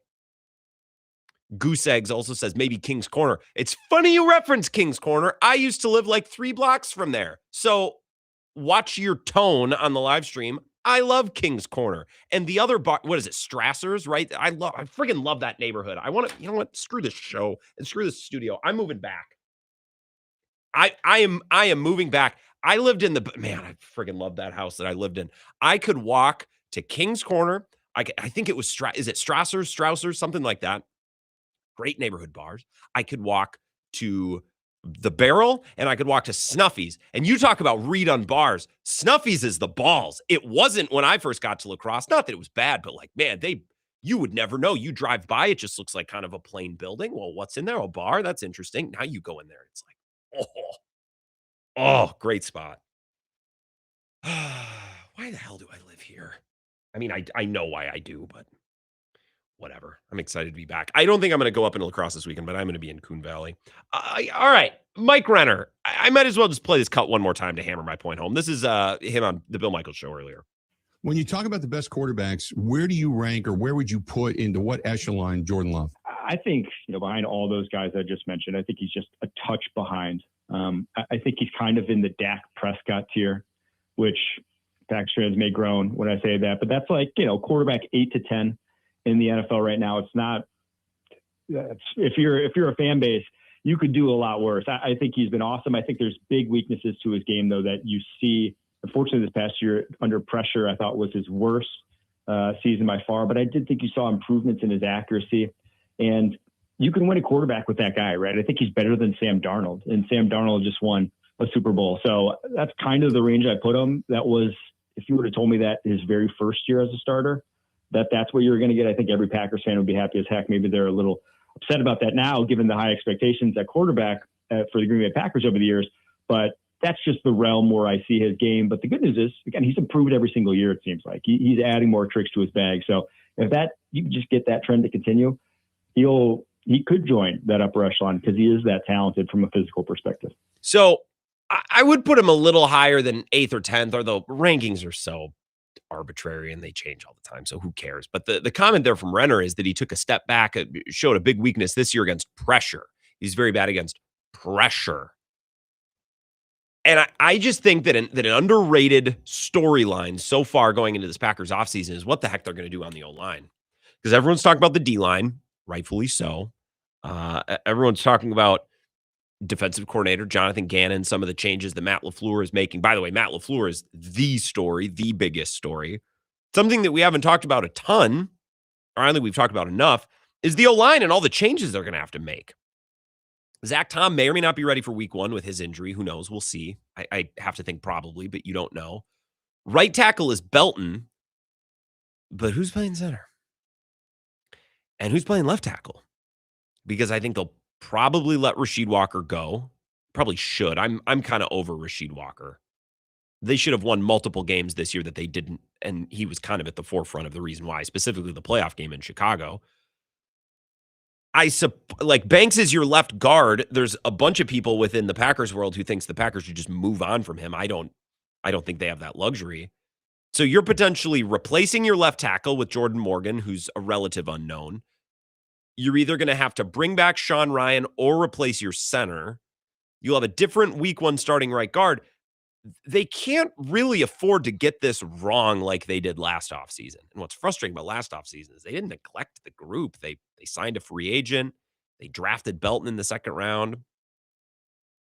Like that's a position group they can't afford to get wrong, because this year, not only could they not run the ball, but Jordan Love was poor when pressured. And a lot of quarterbacks fall off when they're pressured, but if you can't run the ball and Jordan Love drops off that much when you're pressured, you're drawing dead offensively. This is going to make it really hard to get where you're going. I have half a mind to think they'll try to bring back Sean Ryan to be their center. What, are you going to draft a new one? You're going to go sign another free agent? When you're already paying Banks to be a free agent, you're already replacing your left tackle. By the way, Brian Gutekunst last week asked about Jordan Morgan, whether or not he's going to slide in at left tackle and whether or not he'll just be given that job or he's going to cross-train. Like, what's the offseason look like for Jordan Morgan? Is it going to just be left tackle? I think it would be ideal. I think that's unrealistic. I think we're going to probably have to cross-train all these guys. I do sometimes think if you can keep a guy on the side, a left or a right, it's helpful for him a little bit. But his versatility certainly has helped us. I mean, that was one of the reasons that drew us to him in the draft, and certainly his ability to play all those spots has been a benefit to us. But certainly he's going to get a lot of opportunity. You know, I thought he played really well in the preseason at that spot. Probably did enough to win that job, but then it had some injuries, and we had to do what was best for the team. So we'll kind of see how it goes. But I think he's excited probably to kind of hunker down in one spot as well. But that's not always the case in the National Football League, so we'll see. Just play him at left tackle forehead. Just play him at left tackle. Like, I think he'll probably be decent. I don't think he'll suck. We got a good sense of what he's capable of tackle. Looks a lot more comfortable there, looks a lot more natural there. And I don't know if the Packers may have wanted to start Jordan Morgan at left tackle last year. And I think a very interesting part of that comment, again, general manager at the podium, mostly just gum flapping. But one thing that he did say in there is that he thought that Jordan Morgan had earned that job last year. I thought he played really well in the preseason at that spot. Probably did enough to win that job. But then it had some injuries, and we had to do what was best for the team. So Jordan Morgan got hurt, but then also they lost their center. They lost their right guard. They needed Jordan Morgan elsewhere.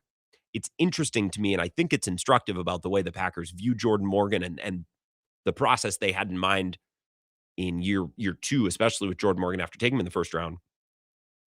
If they thought that, well, he had done enough to earn that job, like I think they might have wanted to make a play to try to replace Rasheed Walker this year. And the health and the performance of guys elsewhere on that O-line didn't allow them to do that. So that's why they like to cross-train guys. If everything had been perfect this year and Elton Jenkins showed up ready to play center and then didn't get hurt, and Zach Tom never got hurt, maybe Jordan Morgan at some point replaces Rasheed Walker, who had an awful year, and you're dealing with a right guard rotation of Sean Ryan and Belton. And maybe they settle on one of them eventually, but that probably would have been the dream. Zach Tom's healthy. Elton Jenkins is healthy and gave a crap when he showed up. I'm not trying to be a douche. Really, I'm not. I don't think that Elton Jenkins, he didn't come ready. I was really disappointed with him this year. And a lot of Packers fans were letting him off the hook, and they're blaming the team for thinking they could move him to center. Okay, maybe in hindsight they would have done something else, but you're telling me Elton Jenkins, who's played at an all-pro level, played multiple positions, you couldn't find the time. You couldn't be bothered this offseason to get yourself into shape and to be ready to play the position. You thought you were just going to play your way into shape as the season went along and cost your team in the meantime? That's what I have to say. Really disappointed in Elton Jenkins. So in a perfect world, had Elton Jenkins been ready to play center and had spent his offseason getting ready to play center instead of getting held up at a strip club in, where was that, Atlanta? And then he gets hurt. Okay, so let's say that didn't happen. Let's say Zach Tom was healthy throughout. Banks is healthy throughout.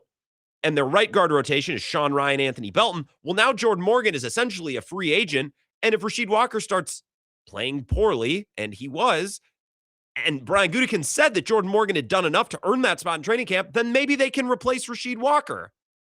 And Jordan Morgan inherits that spot. Clearly, that wasn't able to happen because there were so many issues elsewhere on the line. We're going to take a break. Come back. Dom Cotroneo, WTMJ, the Brewers flagship, does a great job in the pre and the post on the television broadcast as well, does lots of research, and just a heady baseball guy. He's going to help us understand this Caleb Durbin trade because I need it explained to me. I'm not smart enough to see the shape of this thing. So Dom Cotroneo will help us out. He'll join us next. This is the Wisco Sports Show with Grant Bills on the Wisconsin Sports Zone Radio Network.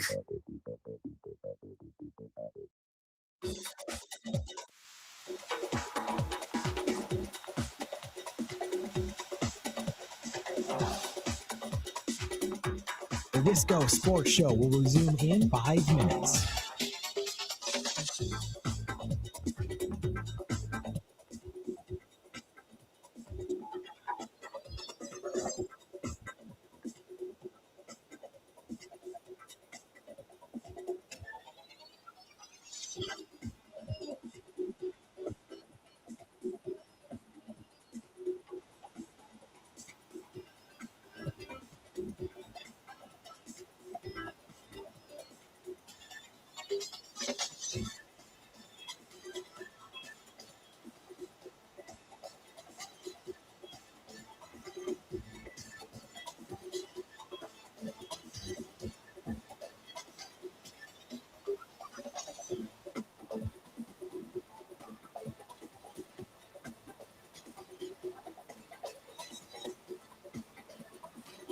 The Wisco Sports Show will resume in 4 minutes.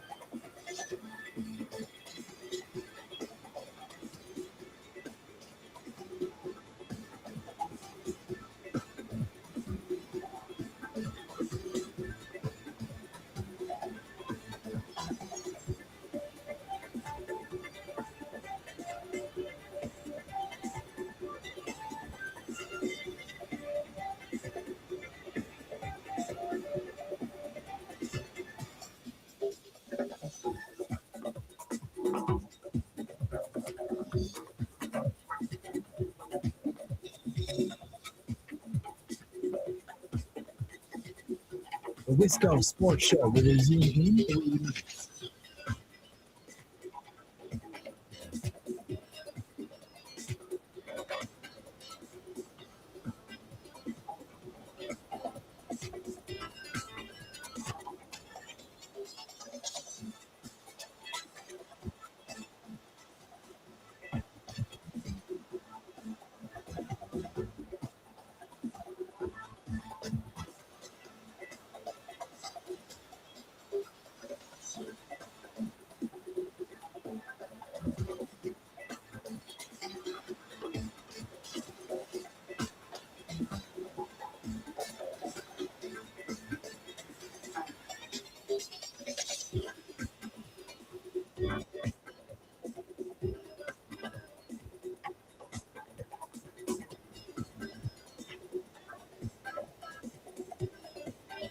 The Wisco Sports Show will resume in 2 minutes.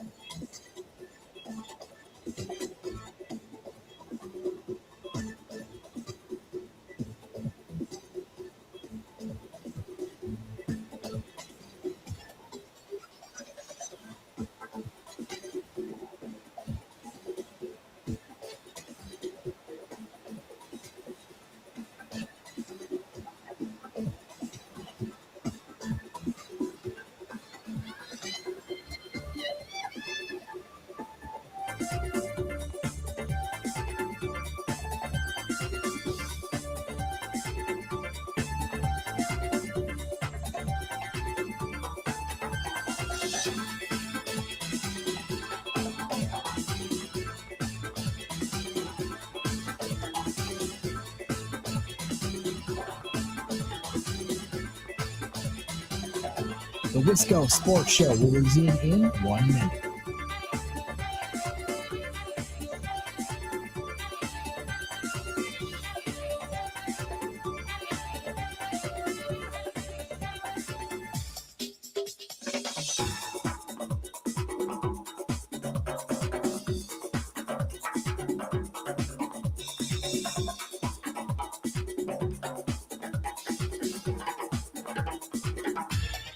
The Wisco Sports Show will resume in 30 seconds.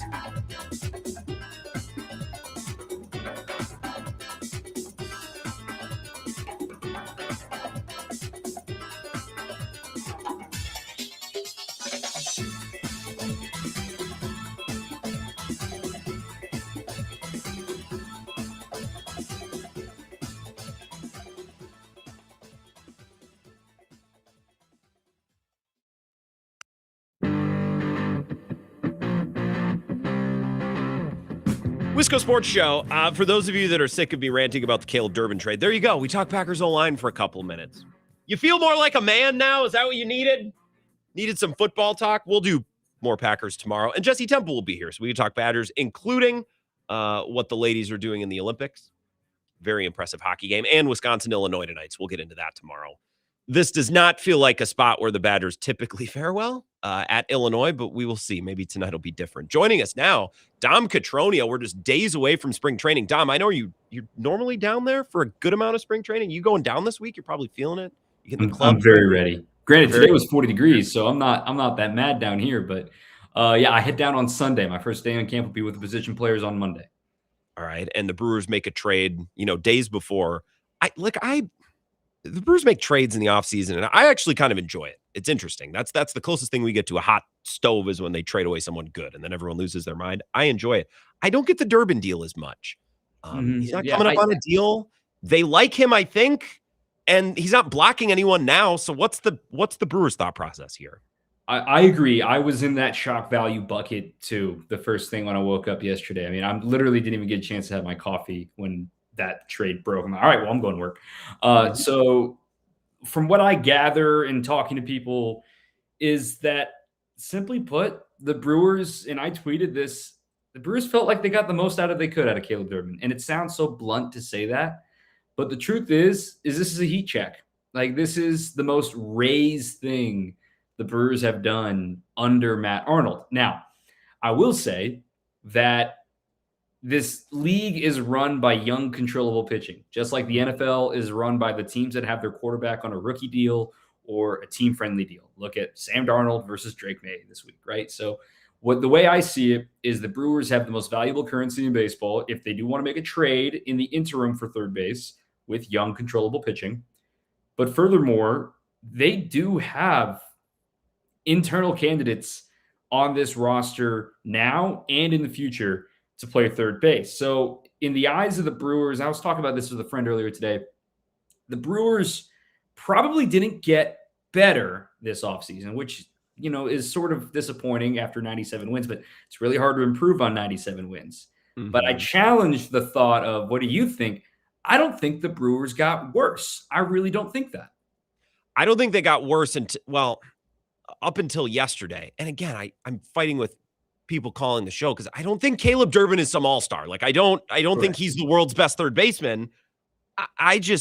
Matt Arnold yesterday, multiple times in that press conference, referenced, depth of young internal options to replace him. And I guess I just don't see it. Like, that's my question is who's playing third base? Like, right. That's what I don't get. That's what I don't understand. Yeah, the immediate, okay, well, who's playing third is like where everybody's at right now. And Matt didn't really offer insight specifically to third base.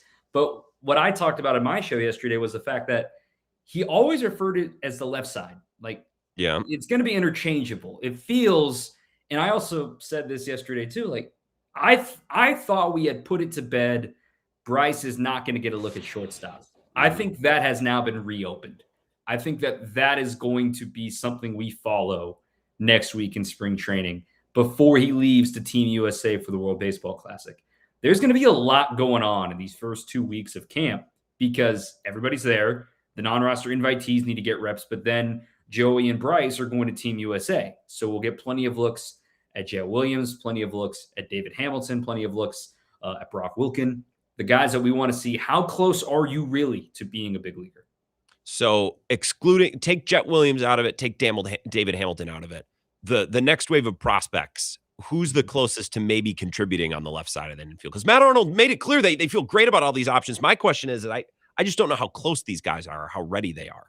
I think the closest is Brock Wilken. I think The thing that just stinks about Brock, he's got Garrett Mitchell-itis, if you will, and I love Garrett too. It's just like, gosh, when you're on the field, you are so talented, but he hasn't been on the field. Now, there have been fluky injuries.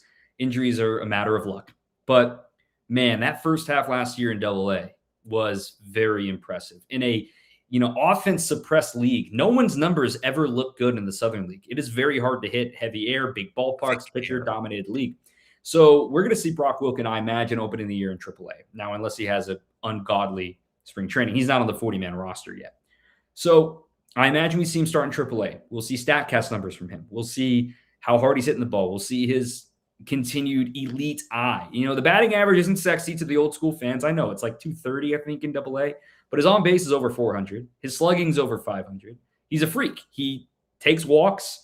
He hits for doubles and homers. He's not fast, but he's a corner infielder. So I see a scenario where let's go 90 days into the season. Brock Wilken's hitting 240 in AAA with 12 homers and a 400 on base.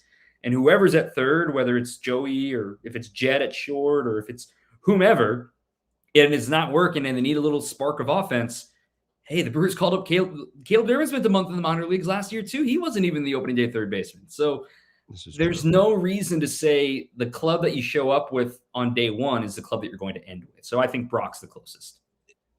Do you think had the Brewers not had the first month of their last season where all of their starting pitchers got hurt, like if that never happened and they just run of the mill, everyone stayed healthy, do you think they approach this offseason the same way? Because listening to Matt Arnold yesterday, he referenced it more than once. I'm like, man, I think that spooked him a little bit, or maybe that influenced how he's preparing for this season. I think that's why we see so many young arms and why it feels like there's a logjam at the top of the starting rotation, as opposed to, with all due respect to these guys, Tyler Alexander and Elvin Rodriguez. Yes. They now have Brandon Sproat or Logan Henderson. Like, it's a different class where it's like, okay, here's a guy that's been in the big leagues versus a guy that hasn't yet in the big leagues, but we think highly of them. And it's always sort of within the baseball world, like the chicken or the egg. Like, do I want the guy that's been there, even though he hasn't performed well, or do I want the guy that's never been there before that we think in our own internal models is going to be successful? I think the Brewers are in an infinitely better position with pitching this year as opposed to last year. That's even including trading Freddie Peralta and Tobias Myers. So I think they are in really good shape for the depth, because we know Brandon Woodruff is going to need a day, probably extra at times. There will be times that this goes 6-day rotation, 6-man rotation. So to have a cycle between Nashville or whatever they want to do out of the bullpen, that's why I'm excited about. They don't need to go sign a Jose Quintana. Aaron Savali just signed today with the A's. Good for you, man. Like, they don't need to do that. They have so much depth right now. Eric Fetty's also off the market. I think I saw him sign with the White Sox today. So I really liked Eric. I chatted with him a lot. I think him and I are kind of peas in a pod. We see the game very similarly. He was okay for them. He played that role well. Dom Cotroneo is here.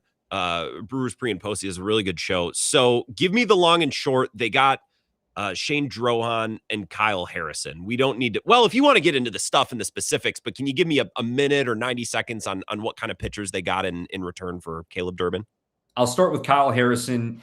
He was like a top prospect in baseball forever, it felt like. I think he was a victim of the COVID cycle, right? So his high school season got canceled in 2020.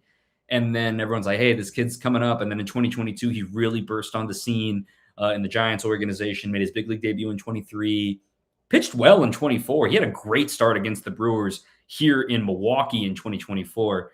And for lack of a better term, I think the Giants just bottled it. I think they just completely ruined his development. I don't think they did a very good job with him. And he would never say it publicly, but it's just like they didn't do anything with him. They just said, oh, you're our top prospect, go pitch. Like they didn't develop him or make him into a better pitcher. So he goes to Boston, and this was an article I recently read where just Boston's like already working with him and trying to refine his stuff and refine a third pitch. And he's a low arm slot, mid-90s fastball. It's got really good deception. It really throws hard. He's already got a little big league experience. I like him being in this rotation. Shane Drohan, I teased a little bit yesterday. Whoa, there's some stuff here, like legit stuff here. The reason why he's on the chopping block is because he's 27 years old. That's kind of old for a baseball pitching prospect. And B, he's had an injury history. You know, he had a shoulder decompression nerve surgery back in 2024, which sounds scary it sounds scarier than it actually was. He had forearm inflammation last year, which is usually a precursor for Tommy John surgery. He made it back okay, and he was throwing harder when he came back than he did before the injury last season. So that made me excited about him. What I'm so excited about Drowan is they don't need to rush him. He's not on the 40-man. He has not made his big league debut yet. So he can learn, you know, what the Brewers want to tweak with him, continue to build on what was a very successful short 2025 season. He misses bats. Like, that's what makes me so excited. He's got 2 premium secondary pitches with his slider and his changeup. Honestly, like, his stuff reminds me of Logan Henderson's, but with a better third pitch, just with also a similarly dotted injury history. What do you think the Brewers will do? What kind of roles do you think they'll assign to Gasser, Henderson, Hall, Ashby, those 4 guys? So remember 2 seasons ago, all this drama about the DL Hall. Does he have enough service time? Did they preserve that option? This is the year what that option was for. Like, this is a competition for the last guy in the bullpen, right? This is also, by adding these starters, I think Aaron Ashby's in the bullpen now. There's no reason to make him a starter anymore. I think you don't need to worry about it. You're the multi-inning long relief guy, and maybe you come in for a situational lefty. You've got Angel Zerpa, who you traded for. Like, he's going to be in this bullpen too. You've got Jared Koenig. Okay, so Rob Zastryzny, DL Hall, Robert Gasser, are you guys going to have a role in this bullpen, or are you going to AAA? Is Gasser still seen as a starter? Do they want him to stay on a regular starter schedule in AAA because the big league rotation might be full? The Sharpies are Woodruff, Mizorowski, and Priester. Everything else is up for grabs in the last 3 spots, probably of the starting rotation, and maybe 2 or 3 spots in the bullpen. Would you be paying attention to the Brewers maybe making a trade? I know everyone's talking about Isaac Paredes, but, you know, in spring training or maybe the beginning of the season, would it shock you if the Brewers were exploring internal options for let's say 1 year? Because I think Paredes would be 1 year, and then he's got a team option next year, so they could take like effectively $8 or $9 million I saved on Freddie, get Paredes for a year, and then move on next year for one of the younger guys. I don't see Paredes as a fit personally. I get it. Like, hey, he's a right-handed hitting, pull-happy third baseman, right? He plays serviceable third base. He's not going to win a Gold Glove by any means, but he's not going to, you know, have a cement glove either. I think from picking around on this, Houston's asking price is too high. Okay. And they're kind of like, hey, why would Houston's asking price be so high when they're the ones who need to move him? Because there's nowhere for him to play on their current roster. Granted, Correa gets hurt every other year. Altuve gets nicked up here and there. Christian Walker has not been great. I don't think they would be shy to move Paredes to first base if they need to give Walker a breather or whatever. So, and specifically Paredes, I don't think there's necessarily a fit. And when it comes to external options, it comes down to, all right, are we making a move just to make a move? And we kind of get into this Elvin Rodriguez, Tyler Alexander conversation, but at third base. Like, is this really better than giving one of the guys we see our future with a chance at third base? Lastly, I'll put you on the spot. So sorry about this. I should have texted you about this, but it's not something I thought to ask until now. Oh my God. Give me a Brewers position player that no one would think or expect to be an all-star, but you wouldn't be surprised. Or fringe all-star. They don't have to actually qualify, but a guy who's like, wow. Like in the conversation? Yeah.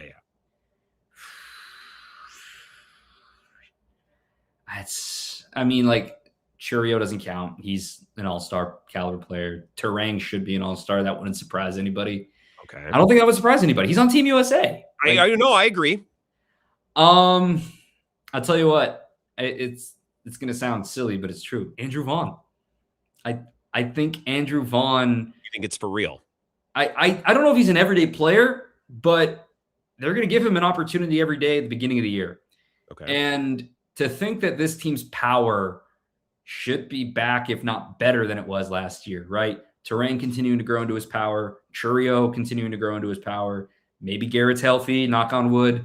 And then you throw in a healthy Contreras and a healthy Vaughn and a healthy Bowers. Like, there's more power here than I think people are giving credit for. Okay.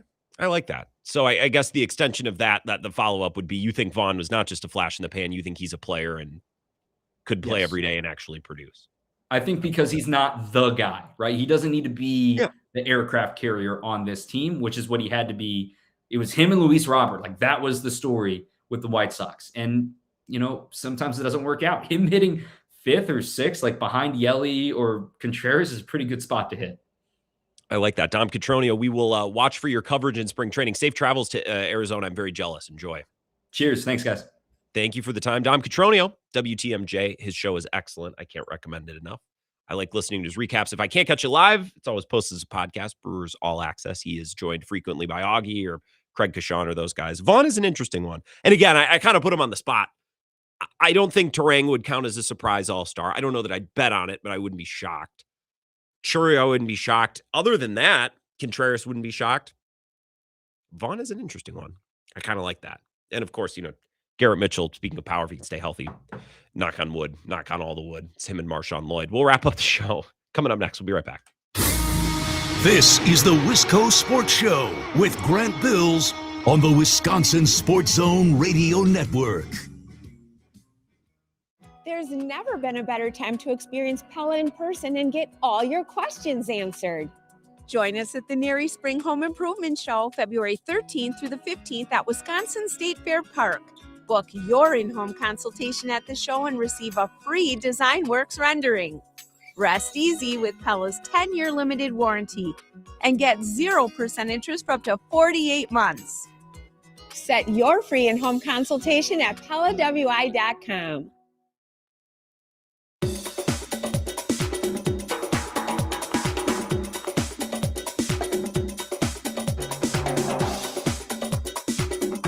The Wisco Sports Show will resume in 3 minutes.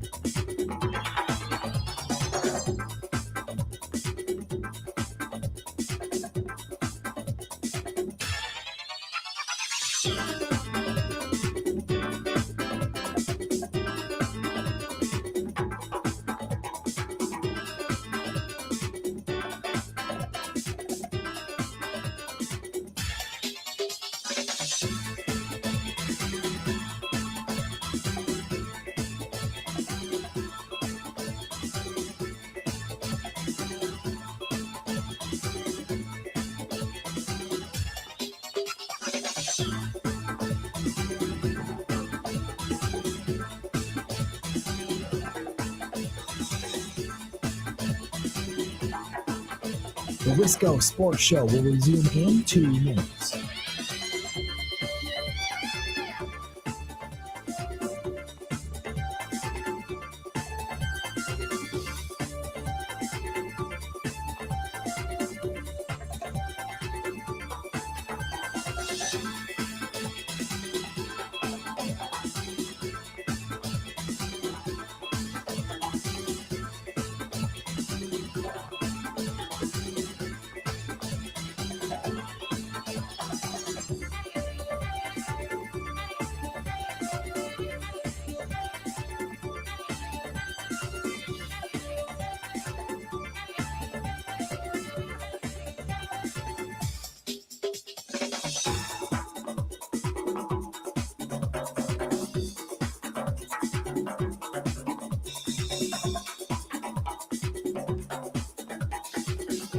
The Wisco Sports Show will resume in 1 minute.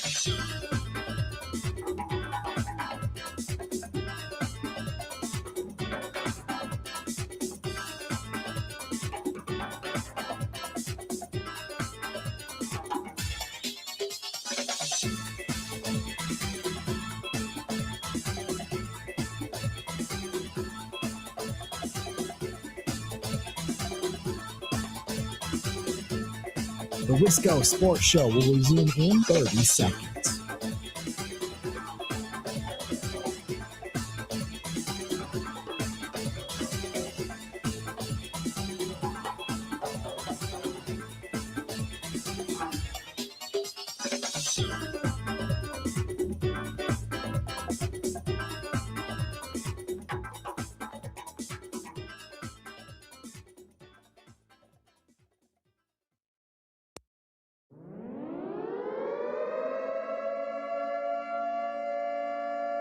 Well, things ain't always what they seem. Wake up, Grant. It's Mad Max and the Tunnels Under Racine.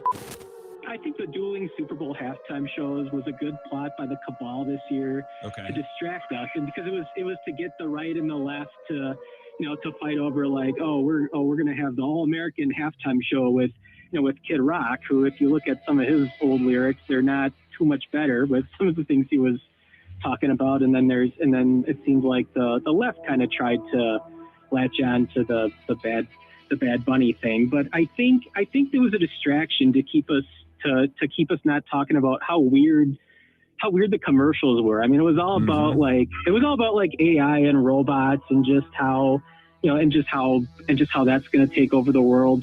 I think an alien invasion is going to be faked with AI, which is going to be what the cabal uses to take total control and push the one world government with one world digital currency, and they're gonna shove us all into smart cities, which Racine, by the way, is going to be one of the smart cities. That legitimately is one of the test projects for smart cities, which are going to be like prisons basically. But truth tellers like myself, are going to get bad social credit scores in these smart cities, and eventually we're going to get persecuted, and they're going to try to give us the mark of the beast and all that. It's all prophecy. It's all biblical prophecy that's playing out here, and I'm just trying to wake people up who think I'm crazy, who can't see it, but it's coming, Grant.